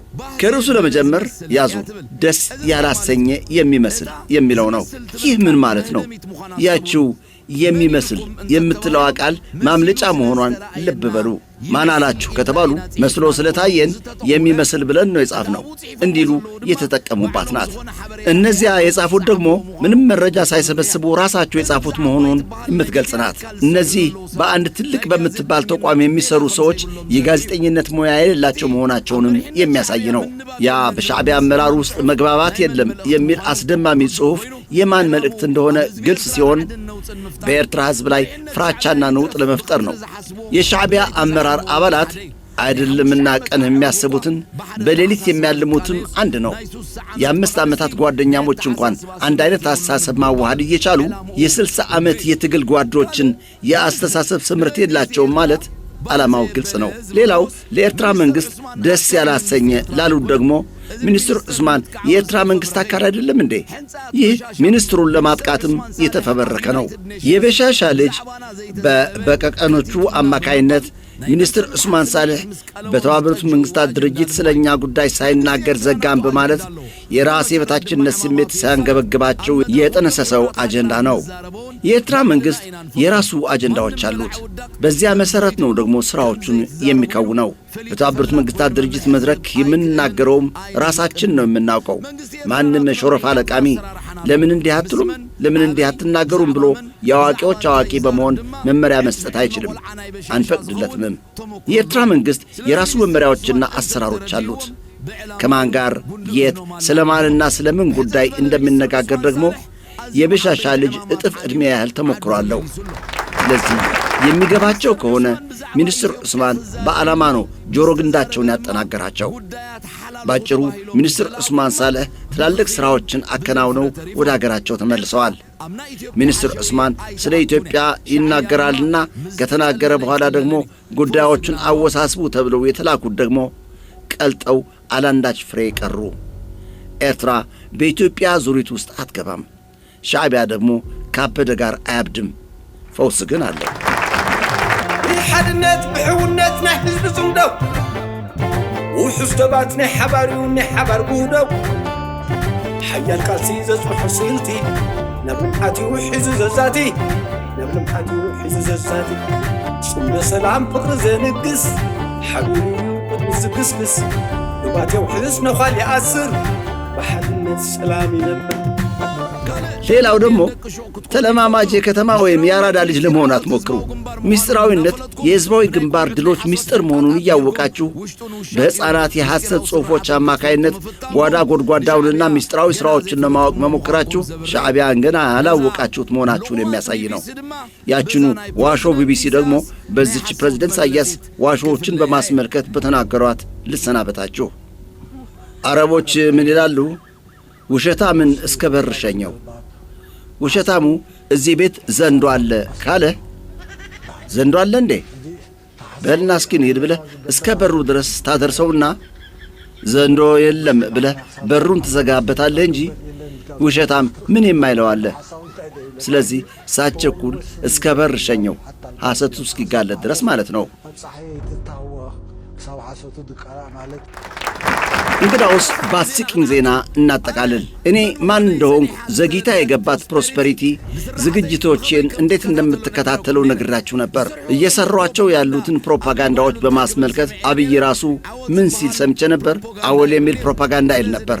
ለዚህም ነው ለፕሮፓጋንዳ ሚሊዮኖች እያፈሰሰ ያለው። እሱ ያሰባሰባቸው ፕሮፓጋንዲስቶች ከግድቡ እስከ ወደቡ በማለት ያነሳሱት እብደት ጠውልጎ ከመቅረቱ ጋር እኛ ደግሞ እንግዳው ዛሬ አንድ ቃል እንወርውርላቸው በማለት የላኳት ሮኬት የእንሳ ተቋምን በመምታት የፈጠረችውን ማዕበል ስታሊን ጓደኛዬ ያወጋቸዋል። ተጋበዙ። በአወል ሰዒድ እኛ በሚሳይልም በድሮንም ልመታው እንችላለን ሲለው ሄዶ ጠቅላላ የኢትዮጵያ ሰሞኑ የኢትዮጵያ ሰራዊት ወደ ጅቡቲ ነው ሲያሰልፍ የሰነበተው። ካልሰማችሁ ብዬ ነው። ካልሰማችሁ ሲያሰልፍ ሰነበት። እንደገና የሆነ እውነቱን ነው ይሄ አካባቢ ይያዝብኛል ብሎ ማለት ነው። እንደገና أول سعيد نحنا بميسايل يخون درونات نمسمر جبوت الدسابة عدوخ كنبلو ينخئل اندينا مسبولم أبي كيدو تغلال لنا إثيوبيا سراويت نام مسمر جبوتي يخسلفهم كني زي سمعكم كي تخوني ليه حقيو شعبي أزبوتها زخحزوا يخولي يلو مالتي جينا ستالين عركي شلولو كبلني رأسو خمستهر مدنو በላሁንም በመካከላቸው አስተዋይ ካለ ሌላ ሚስጥር እንለቃለን። ስታሊን እንኳን በዳር ዳርታ ፍንጭ ሰጥቷችሁ ነበር። እኔ ግን ይለይላችሁ እዘረግፍላችኋለሁ። በዚሁ እብደት የተለመደ ተር የሆነበት ባለው ጊዜ ማበድ የተፈቀደ ሆኗል። ከዚያ ባሻገርም አስፈላጊ ሆኗል። አብይ እወራለሁ ይላል፣ ከዚያ ይከሳል። ዓለም ደግሞ ጭጭ ትላለች። በጥልቀት ከጠየቅ ደግሞ አብዷል ይሉሃል። ታዲያ እንዴት አድርጎ ነው አገር እየመራ ያለው ካልክ እንጃ ዓለም አልተቃወመችውም ይሉሃል። እሺ እንግዳውስ ፈሊጡን እንኮርጀው። ይህ አሁን እኔ የምገልጸው እንግዳውስ የለየለት እብደት ነው። ስለዚህ ሐቅ ከሆነ እብድ የተነበየው ነው፣ ሐሰት ከሆነ ደግሞ እብድ የተሳሳተው ነው። እንደ አብይ አህመድ የሚያስከስስ ነገር የለብኝም ማለት ነው። አሻጥሩ እንደዚህ ከሆነ እንግዳውስ የእብድ ግምቶቼን አስቀምጣለሁ። ተከታተሉ። ያልኩት ለአስተዋዮች ግልጽ ነው ወዳጆቼ። አብቹ ዛሬ ስላሳዘነኝ ተባብረዋለሁ። ያዝ እንግዲህ አብቹ ያመላከትኩ የአዲስ ጅቡቲን መስመር ሰራዊት ስታጓጉዙበት መሰንበትህና ጥሩ ጥበቃ ስታደርግለት መቆየትን ሰምቻለሁ። አሰብ የምትለው ቃል አፍህ ውስጥ ሳትደርቅ እነዚህ ሰላማዊ እንቅልፍ ይሰጡሃል ማለት ህልም ነው ብዬም ነበር። እነዚህ ተራ ተዋናዮቿ፣ ደራሲዎቿና ፕሮዲውሰሮቿ ራሳቸው የሆኑባትን አንድ ፊልም ተጋበዝ። መቼስ እንዳንተ የድርፎን በለስ በልተው እንደሚመለሱ መኮንኖችህ መስለው ነበር ለማለት አልደፍርም። አንተ ልጅ እነዚህ ኢትዮጵያ እንደገቡ አልወጡም። በሁሉም ኦፊሶችህና ተቋሞችህ የኤርትራ ክፍለ ጦሮች ምታትተው ነው የወጡት። አብቹዬ 80 ዓመት ሙሉ አሜሪካ መግቢያ ያጣችበት የሻዕቢያ ኮንክሪት ጸጥታ አንድ ተለማማጅ የፕሮስፐሪቲ አስተዳዳሪ እንደዋዛ ሻዕቢያዎችን ያዘናጋቸዋል ብለህ አስበህ ነበር? እኔን የሚገርመኝ ሌላው ጉድ ይህ ነው። አስቀድሜ ነግሬህ ነበር። እነዚህ ሰው አይደሉም፣ ለመሰዋት ነው የወጣ ነው፣ አጋጣሚ ነው በሕይወት የተመለስ ነው ብለው ራሳቸውን በተሰዉት ቦታ አስቀምጠው ጥቅም ይቅርብኝ ብለው ልብሳቸውን ሳይቀይሩ ለኤርትራ እየተገዙ ነው ያሉት። የዚያ አጠቃለህ እኛንም አብረህ ምታን ያለው የገረዝጌር ውጩ ጓዶች ናቸው። ግንባር የናደው እዝ ግንባር የእሱ ቀብር ስለሆነ በዚህ የእሱ ቀብር አፈር የማልበስን ሥርዓት ለመሳተፍ ነው እዚህ የተገኘ ነው።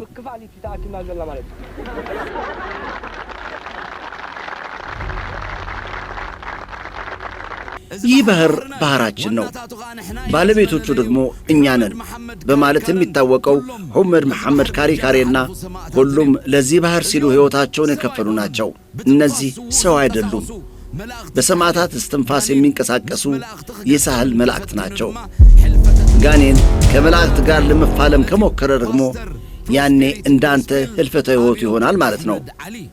የፕሮስፐሪቲ ጎስፕል ፓስተር አብዮት አህመድ ዓሊ ነዝ ተብስል ምስክርነት ብርቅ ፖለቲከኛ ይልቃል ጌትነት ከጋብዞኩም ኤርትራውያን ደግሞ አሁን እውነት እንነጋገር ከተባለ እንደው አያደርገውም እንጂ መሳይ ለመሞት ባለመፍራት ከሆነ ከኤርትራ ባለስልጣኖች ላመኑበት ነገር ብዙ ርቀት በመሄድና ለጥቅም ለዝርክርክነት ለአባካኝነት የማይንበረከኩ ከሱና ከነሱ ማን ነው ሳይፈራ ለሞት ህይወቱን በሙሉ የሰጠው? እንዲህ ሁሉ ነገር ይቅርብን ብለው እኮ ገባቸውን አስረው ረሃብም ጫናም ሌላም ነገር ለፖለቲካ እንትንም ማዕቀብ ምንም አያግደንም ብለው በራሳቸው ኩራታቸውን ተጠብቀው በራሳቸው ቫልዩ ጀጅመንት እየኖሩ ያሉ ናቸው። እና እነዚህ አካላት በራሳቸው ላይ የመጣን ነገር ማንኛውንም ነገር ለመሸከምና ለመወጣት ማን የበለጠ ኃይል አለው ከአብይ? እነዚህ ጥቅመኞች፣ ሙሰኞች፣ ዝርክርኮችና በበሉበት የሚያድሩት ጧት የተናገሩትን ማታ የማይደግሙ ሰዎች ማለት ነው። የራሳቸውን ህዝብ እየጨፈጨፉ ያሉ ሰው እንደው በኃይል ሚዛን ብትወስደው ማለት ነው። እና አንዳንድ ሰዎች የኤርትራ መንግስት ሰሞኑን ፍርሃቱ ምናምን ይላሉ። አሁን አብይና የኤርትራ መንግስት ፍርሃት እንደው እድሜ ልካቸውን አይደለም ወይ? ይሄው አይደለም ወይ? እንደው እንትናቸው ይሄ ሳፈሪንግ ባይ ቾይስ ነው የምትላቸው ኤርትራኖች። እንደው የሚገርምህ እኮ ለምንድን ነው ቱ ዘ ኤክስቴንት ይሄን ያህል ዋጋ የሚከፍሉ ነው? ከደነቀህም የሚደንቅ አይደለ? እንደው ትንሽ ሽብርክ ቢሉ እኮ አሁን እዚህ ቀጠናው ሁሉ ያለውን ነገር ሀብትም ገንዘብም የፖለቲካ ድጋፍም እኮ ማግኘት የሚችሉ ሰዎች ናቸው። ዓለምን ሁሉ ማሰባሰብ የሚችል ጂኦፖለቲክስ ያላቸው ሰዎች ናቸው። ግን ያውን ሁሉም ቢብለው የሚኖሩ ሰዎች አብይ ተንደፋደፈ ብለው ህይወት አዋቅቷቸው አብይን ፈሩት። እንደው ኢሳያስ ከዚህ እኔ እንደው እንደዛ ማለት የኤርትራ መንግስት መቃወምበት ነገር ይኖረኛል። በተለያየ መንገድ ላትግባባ ትችላለህ በሁሉም ነገር አይደለ? ግን አንድ ሰው የምትደግፍም ስትቃወም አስተያየት ስትሰጥም ለእውነት የቀረበ ነገር መሆን አለበት። እንደ አብይ ፈሪ ሰው አለ በምድር ላይ? እነዚህ ስንት ጊዜ የተማረኩ ጀነራሎች አይደሉ በራሳቸው በኤርትራውያን? እና እንደው የማይመስል ነገር ነው የምልህ።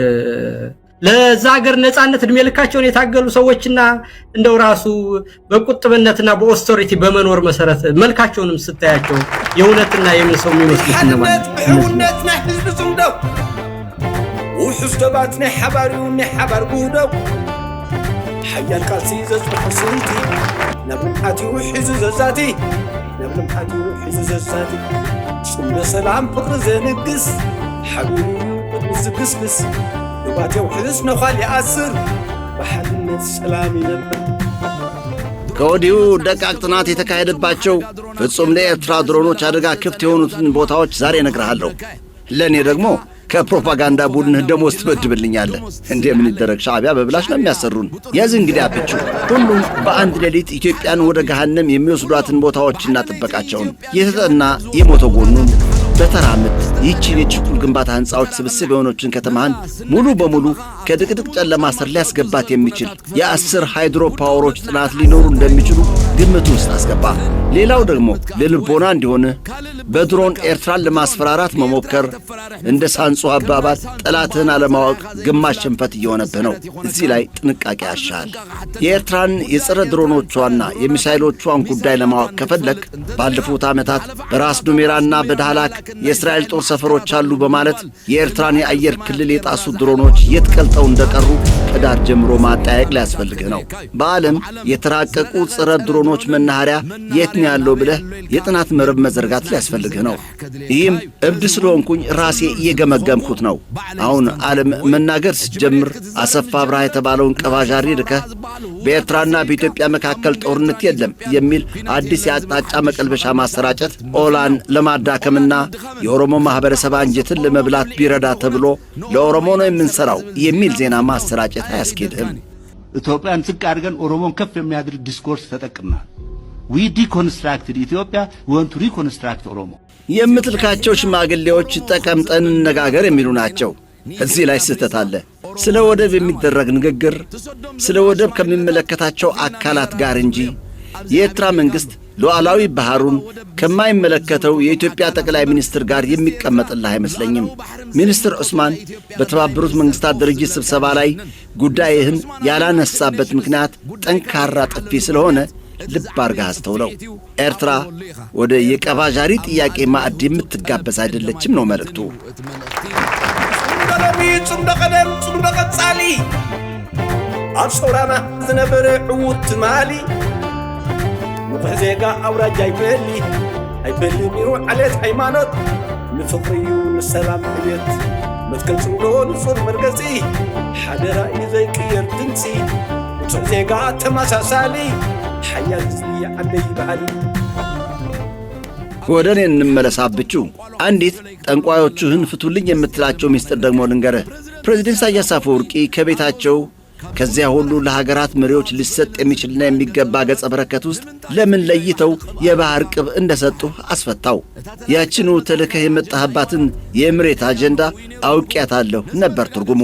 ለዚህ ማረጋገጫ እንዲሆን እነዚያ እየጠየካቸው ያሉት የሁለት ውሃዎች መሪዎች ላንተ ከድንች መጥበሻ ላይ አኑረው የቆሉልህ ዘዴ ጋር ያለውን ተመሳሳይነት በትኩረት አጢነው። እዚህ ላይ የመድረኩ አመሰራረት ተመሳሳይነቱንም ተመልከተው አብችው። ከዚህ አንጻር ደግሞ ለዚሁ እየሰጠው ላለውት መረጃ ጉርሻ አዘጋጅልኝ። አልሲሲ እያስማለህ ነው ያለው። ስማው ትርጉሙን። ወላሂ ለን ነቁም በአይ ضرر በግብፅ ውሃ ላይ ምንም ጉዳት ላለማድረስ እምላለሁ። መንግሥቴና ሕዝቤ የግብፅ መንግሥትን ለመጉዳት ምንም ዓላማ ያለንም፣ በሁሉም መስኮች ለመተባበር ነው ፍላጎታችን። ኢሳይያስ እያጀዘብህ ነው። ቃላውን አዳምጣት። የሆነ የሚደረግ ነገር ካለ አንተ ነህ ወኪላችን፣ አንተ ነህ የምትመራን። እዞም ዓርሞሽሽ መራሕቲ አባዴላ ናይ ድንሽ ሰቂሎም እዮም። እነዚህ ግዙፍ መሪዎች በድንች መጥበሻ ላይ ሰቅለው ነው እየቆሉህ ያሉት። ባለማጋነን ሁለቱም ሚዛን በሚደፋ ንግግራቸው ነው የሚታወቁት። ከማር ገብገቢያው አብይ ዘንድ ሲደርሱ ግን ተመልከቱት ተመሳሳይነታቸውን። ይህ ደግሞ ተሞክሮ የደለቡ ፖለቲከኞች የጨቅላ አቆላል ይባላል። አብቹ ተጋጣሚህን ወቅ።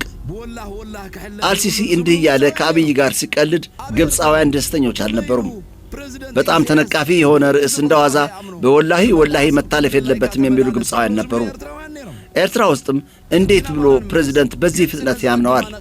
እንዴት ወደ አሰብ እንደፈለክ ተመላለስ ይለዋል? የሚሉ ኤርትራውያን ነበሩ። አሁን ወደኛ እንመለስ። ግብፅ ይህንን አስቀድማ ነቅታበታለች እያለ ነው አይደል? እኔ ደግሞ አስቀድሞ ነቅቶበታል ብያችሁ ነበር አይደል? በሉ ልብ ብላችሁ አዳምጡ። ጨዋታው መቼ እንደሆነና እንዴት አድርገው ወደ አጣብቅኝ እንደሚነዱት።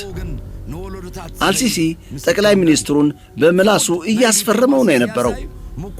መለስ ዜናዊ ግመሎቻቸውን ያጠጡበት ባለ ጊዜ የልሳን ምስክርነት እንደሆነውና አብይ መልሶ ሲደግመው አሰብ ለግመሎች አልተሰራም እንዳለው ማለት ነው።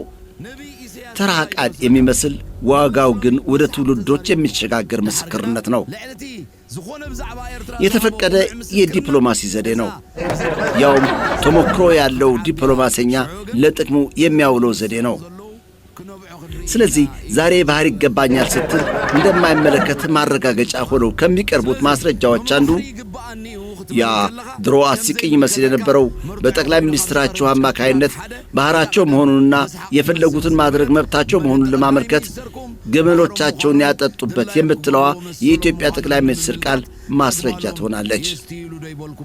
ይህ ያ በቅርብ ጊዜ ሕይወቱ ያለፈው ኢትዮጵያዊ የፖለቲካ ነቢይ የነበረው ዶክተር ደረጀ ዘለቀ እንዳለው ማለት ነው። ፖለቲካ ነቢይ ዝነበረ ዶክተር ደረጀ ዘለቀ ዝቦሎ ማለት እዩ። ጠቅላይ ሚኒስትሩ በተለይ መለስ ዜናዊ እየደጋገመ አሰብን ከፈለጉ ግመሎቻቸውን ውሃ ያጠጡበት እያለ ሲናገር አድሚት አርቋል። ኢትዮጵያ በአሰብ ላይ ምንም አይነት ይገባኛል ጥያቄ እንደማታነሳ ተናግሯል። በዓለም አቀፍ ሕግ የአንድ ሀገር ጠቅላይ ሚኒስትር ወይም ሄድ ኦፍ ስቴት የሚባል ወይም የውጭ ጉዳይ ሚኒስትሩ በኦፊሻል ካፓሲቲ ወይም በሀገር ባለስልጣንነቱ የሚናገራቸው ነገሮች ውል የመፈራረም ያህል አስገዳጅ ውጤት አላቸው። ስለዚህ እባክህን አብቹ እኔ ሕፃን በነበርኩበት ጊዜ የሰማሁትን አማርኛ ሳረሳ እየተናገርኩበት አዲስ አበባ ዩኒቨርሲቲ የተማረው ሊቅ ሰው ወረቀት ከኪሱ አውጥቶ ሲያነብ ያ ካንተ ጋር ሲጠቀምበት የነበረው እንቅስቃሴና ያልተለመዱ ምልክቶቹን ሁሉ ዛሬ በትኩረት አስተውላቸው። ከኢሳይያስ ጋር በሉዓላዊነት ላይ ቀልድ የለም። አብቹ የሚያውቁትን ጠይቅ። ኢሳይያስ በእርዳታችሁም በምናችሁም እንደዚህ አንገዛም አትገዙንም አልፈልግም ብሎ ራሱን ነፃ አድርጎ እሱንም አሁን እኮ እንደዚህ ስቃውን የሚያበሉት ትዕቢት ነው። እንዴት የኛ አሽከር አልሆነም? እንዴት የኛ ታዛዥ አልሆነም? ለምን ለዶላር አልሰገደም? ጽምደቀጻሊ ኣብ ሶራና ዝነበረ ዕውት ማሊ ንፍሕ ዜጋ ኣውራጃ ኣይበሊ ሚሩ ዓለት ሃይማኖት ንፍቕሪ እዩ ንሰላም ዕብየት መትከል ጽምዶ ንጹር መርገጺ ሓደ ራእይ ዘይቅየር ድምፂ ንጹር ዜጋ ተመሳሳሊ ሓያል ህዝቢ ዓለይ በዓሊ። ሌላ ፍጹም ረቂቅ የሆነች ማስጠንቀቂያ ልስጥህ። ትግራይን ለመከረታተፍ ያዘጋጃቸው መጋዞች ሁሉም ታውቀዋል። ከወዲ ወረደ ጋር በዝግ ያካሄድከው ስብሰባ ተጋልጧል። ወዲ ወረደ ደግሞ ምንም እንኳን ወላዋይ አቋም ቢይዝም ትግራይን በመሸጡ ላይ የሚስማማ አይመስልም። ይህንንም ሾልኮ የደረሰኝ መልእክት ነው ሹክ እያልኩ ያለሁት። ሌላ ይህ ከወዲ ወረደ ጋር የሚታየው ፎቶ ሆን ተብሎ በወዲ ወረደና በህወሓት አመራር ውስጥ ጥርጣሬ ለመፍጠርና ከትግራይ ህዝብ ለመነጠል ያለመ ሲሆን በአጋጣሚ ሳይሆን በስውር ጥበብ የለቀቀው መሆኑ ታውቋል። አስተውሉ የትግራይ ተወላጆች። ወዲ ወረደ ከአብይ የተሰጠችው ቀጭን ተልእኮ ግን ደግሞ መታወቅ ያለባት አንድ ናት፣ ትግራይን ማዘናጋት። አስተውሉ የትግራይ ተወላጆች። ከሁለት እየከፋፈሏችሁ ያሉት ጉዳዮች ዲዛይን የሆኑ ናቸው። ክፍተት ከፈጠራችሁ በኋላ ደግሞ ይበልጥ ልዩነቱን ለማስፋት ለጻድቃን የጋኔን ተልእኮ ተሰጥቶታል። ጨዋታው እንዲህ ነው። ዲዲአር በነፃ መሬት ሊጀመር፣ የቲዲኤፍ ሰራዊት ወደዚያው እንዲሄድ፣ የሰመረ ኃይሉ ተለጥጦ እንዲበጠስ፣ ውናት ከሁለት፣ ባይቶና ከሁለት፣ ሁሉም ድርጅቶች ከሁለት፣ በዋናነት ህወሓት ከሁለት፣ ሰራዊት ከሁለት፣ ግዙፏ ትግራይ ከሁለት ከፋፍሎ የቀረውን ህወሓት ማዳከም የሚለው ዕቅድ በመጠኑ ተሳክቶላቸው የቆየ ቢሆንም እንኳ በሰራዊት አንድነት ወደ ቀድሞ ሁኔታው ሊመለስ ተቃርቦ የነበረውን የህወሓት ቁመና ዳግም ለመሰንጠቅ በውስጣችሁ ዘመቻ ተጀምሯል። ይህን ለማድረግ ነው እንግዳውስ ወዲ ወረደ ለማዘናጋት የታጨው። ማማሃኛዎችን በማቅረብ ህወሓትንና ሰራዊቱን ማዘናጋት፣ ወደ ዋናው ሥራውና ዓላማው እንዳያተኩር አቅጣጫ የሚጠመዘዙ መርሃ ግብሮች እየሰጠ ማዘናጋት የምትል ነገር አለችና አትዘናጉ። በሬ ወዴትም ይዙር፣ እርፍህን አጥብቅ። የትግራይ ህዝብ ተልእኮው ኮማንድ ኤንድ ኮንትሮል እንድታጠፉ ነው። ትግራይ እዝና ቁጥጥር አጥታ ቀውስ ውስጥ እንድትገባ ነው ኦፕሬሽኑ። ስለዚህ ያችኑ ወይ ፍንክች የምትለዋ መፈክራችሁን ዛሬ ስሩባት ልላችሁ ፈልጋለሁ። እንቀጥላብችሁ። ሌላው ይህን ሰሞን አስቀድመው እንደ ሾለኩ አስመስለ የምታሰራጫቸው የፍርሃት ዜናዎች አሉ። ኢትዮጵያ ከሩሲያ 6 ሱ-35 የተሰኙ የጦር አውሮፕላኖች ተገበያየች የሚለው ዜና መልእክቱ ግልጽ ነው። ኃይላችን ተመጣጣኝ አይደለምና ኤርትራ አስቀድማ ንብረቷ እንዳደረገቻቸው አውሮፕላኖች ስጡኝ ብለህ የሚሸመት አይደለም። የጦር መሳሪያ የራሱ የግዢ ስርዓትና ጥናት አለው። የፕሮፓጋንዳ አውታሮች እርስ በርስ የሚጣረሱ መረጃዎችን እያፈሰሱ አጀንዳዎችን ለፀሐይ እያጋለጡብህ ነው። አብቹ ደረትህን ነፍተህ በመሄድ እንደምን ሰነበትክ እስኪና ጥርሳቸው ያልጎደለ ደለብ ያሉ አውሮፕላኖች ይልኝ ብለህ እንደ በግ ላታቸውን አይተህ የምትገዛቸው ናቸው እንዴ? አብቹ ጦርነትና ጠላቶችን ይህን ያህል አቃለህ መመልከት የስለላ መረብህንና የፕሮፓጋንዳ ማሰቢያህን እንድትኮራመት የሚያደርግ ራስን በራስ የማጥፋት ዘመቻ ይቅርብህ። በተሳሳቱ ዜናዎች ሰፊውን የኢትዮጵያ ሕዝብ አታደንቁር። ስለዚህ ከቀልሃ እስከ ላቀ ድሮን ድረስ ከየት እንደተገዛ ወዴት እየተጓጓዘ እንደሆነና የት እየተከማቸ እንደሆነ የማያውቅ ስላለ ይሆን ለጦርነት በመዘጋጀት ላይ ያለ የሀገር መሪ እንደ አንዲት የፋሽን ሾው ሞዴሊስት በየሀገራቱ እየሄደ ጥርሱን እየገለፈጠ አይሽኮረመምም። አስታርቁኝና እዋጋለሁ እየተደበላለቁብህ ስለሆኑ ለያዩት በላቸው። አብቹ ጦርነት የራሱ ባህሪዎች አሉት። ጥርሳም ጦርነት አለ፣ ጥርስ አልባ ጦርነት አለ፣ ወኔ የተላበሰ ጦርነት አለ፣ ወኔ ቢስ ጦርነት አለ። ይህ ያንተ ግን አብቹ ምድቡ በጉጉትና በእብደት ጦርነት ውስጥ ነው። ከማን ጋር እንደምትፋለም ግድ የለህም ማለት ነው። ዴስቲኔሽኑ ማለት መዳረሻችን አስመራ ሲሆን መንግስት መቀየር ነው የሚል ብልሹ አጀንዳ ያነሳሳው ነው። ያተገባበር ስልቱ ምንድነው? ኤርትራን ከኢትዮጵያ የሚመጣባት ጦርነት በውጭ በኩል ነው። ኢትዮጵያ ግን እሳቱ በውስጧ ነው የተቀጣጠለው። ስለዚህ እኔ ፕሮስፐሪቲን ልቦና አላካፍላት። ከእንቁላል ሕይወት ያለው ፍጥረት እንዲወጣ እንቁላሏ በውስጥ መፈልፈል አለባት። እንቁላሏን በውጭ ለመስበር ከሞከርክ ግን ከውስጧ ሕይወት የሌለው ፈሳሽ ነው የምታገኘው። ስለዚህ ወደ ጀነራል ምግበይ ኃይለ መልእክት ልመልስህ። የጦርነት ጥፋት አደጋን ለማስቀረት በርቀት ያላት ጦርነቱ በተጀመረበት ቦታ ላይ እያለ እንዲያከትም ማድረግ ማለት ነው ትርጉሙ። እንቁላሏን በውስጥ እንስፈራት ማለት ነው፣ በምርኮኛ ሳይሆን በጀነራል ቋንቋ። ይህን ማን ያውቀዋል ከተባለ ደግሞ የጀነራሎች ማራኪዎች። ስለዚህ ተናበናልና እፎይታ ይሰማህ የትግራይ ሕዝብ በልልን ብለውኛል እነዚህኞቹ። መልእክቴን ተቀበል የትግራይ ሕዝብ። ብሓድነት ብሕውነት ናይ ሕዝቢ ጽምደው ውሑስ ደባት ናይ ሓባሪው ናይ ሓባር ጉህደው ሓያል ቃልሲ ዘጽምሖ ስልቲ ናብ ልምዓትዩ ሒዙ ዘዛቲ ናብ ልምዓትዩ ሒዙ ዘዛቲ ጽምደ ሰላም ፍቕሪ ዘንግስ ሓቢሩ ቅድሚ ዝግስግስ ድባት የውሕስ ነዃል ይኣስር በሓድነት ሰላም ይነብር። በሉ ከመሰነባበታችን በፊት በርካታ የጽምዶ ጉዞ ላይ ስለሰነበትኩኝ ደካክሞኛል። እናንተም አእምሮአችሁ ከነዚሁ ቀጣፊዎች የፕሮስፐሪቲ የሚዲያ ሰራዊት የመነጨ በዛቻ ክምርና በተዛባይ ፖለቲካ እብደት ሎድ ሆኖ እንደሰነበተ ይገባኛል። ስለዚህ ዝግጅታችንን በሳቅ ማጠቃለል አለብን ማለት ነው።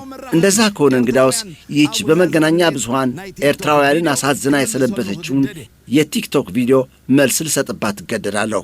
ቀይ ባህሩን ከኤርትራ ለማስመለስ መዋጋት አይጠበቅብንም። መሽናት ነው እንጂ መሽናት ብንሸናባቸው ራሱ ጠራርገናቸው እዛ ባህር ውስጥ አንከታቸው። ይህ ከዝግጅቶቻችን ጋር የማይመጣጠን ውርጋጥ ሕፃን ቢሆንም እንኳ ከሱ በስተጀርባ ያሉት ላኪዎች በእጅጉ ትኩረት ማድረግ ስለሚያስፈልጋቸው መልስ ልሰጥበት እገደዳለሁ። እንዲህ አይነቶቹን በ8 ቁጥር ጠፍሬ ስለበልባቸው ደስ ስለሚለኝ በሚገባው ቋንቋ እየተረጎማችሁ ጋብዙልኝ፣ እንዳይሸሽ ያዙልኝ፣ ጆሮኑም ደግፉልኝ። መልሴም እንሆ። አጎትህ ባጫ ነው። ይህቹ በአሁኑ ጊዜ ያነሳሃትን ባህር የምትል ገዳይ ቃል ተግባራዊ ለማድረግ ወደ ሳህል እንደዘመተ የውልህ ሻዕቢያ ከአንበሶች ሰፈር ድንገት ብቅ ብለው በመውጣት እጅ ወደ ላይ ባሉት ጊዜ ጭቁን ነኝ በማለት እጆቹን ወደ ላይ ሲያነሳ መድረሻ ያጣችው ልቡን ወደ ቀድሞ ቦታዋ መልሰውለት አይዞህ አንተ አህያ አይደለህም ሰው ነህ ብለው የመድረክ ዕድል ሲያመቻቹለት ጊዜ ይኸው ተመልከቱት። መድኃኒት ለመውሰድ ታስሮ የሰነበተና ተሽሎሃል ተብሎ ከአልጋ ስር የተፈታው ወፈፌ መስል የሴት ቀሚስ ለብሶ በደስታ ትከሻው እስኪሰበር እጥፍ ዘርጋ ሲል ይሄ ነው የያኔው ምርኮኛ የአሁኑ ጀነራል ባጫ ደበሌ።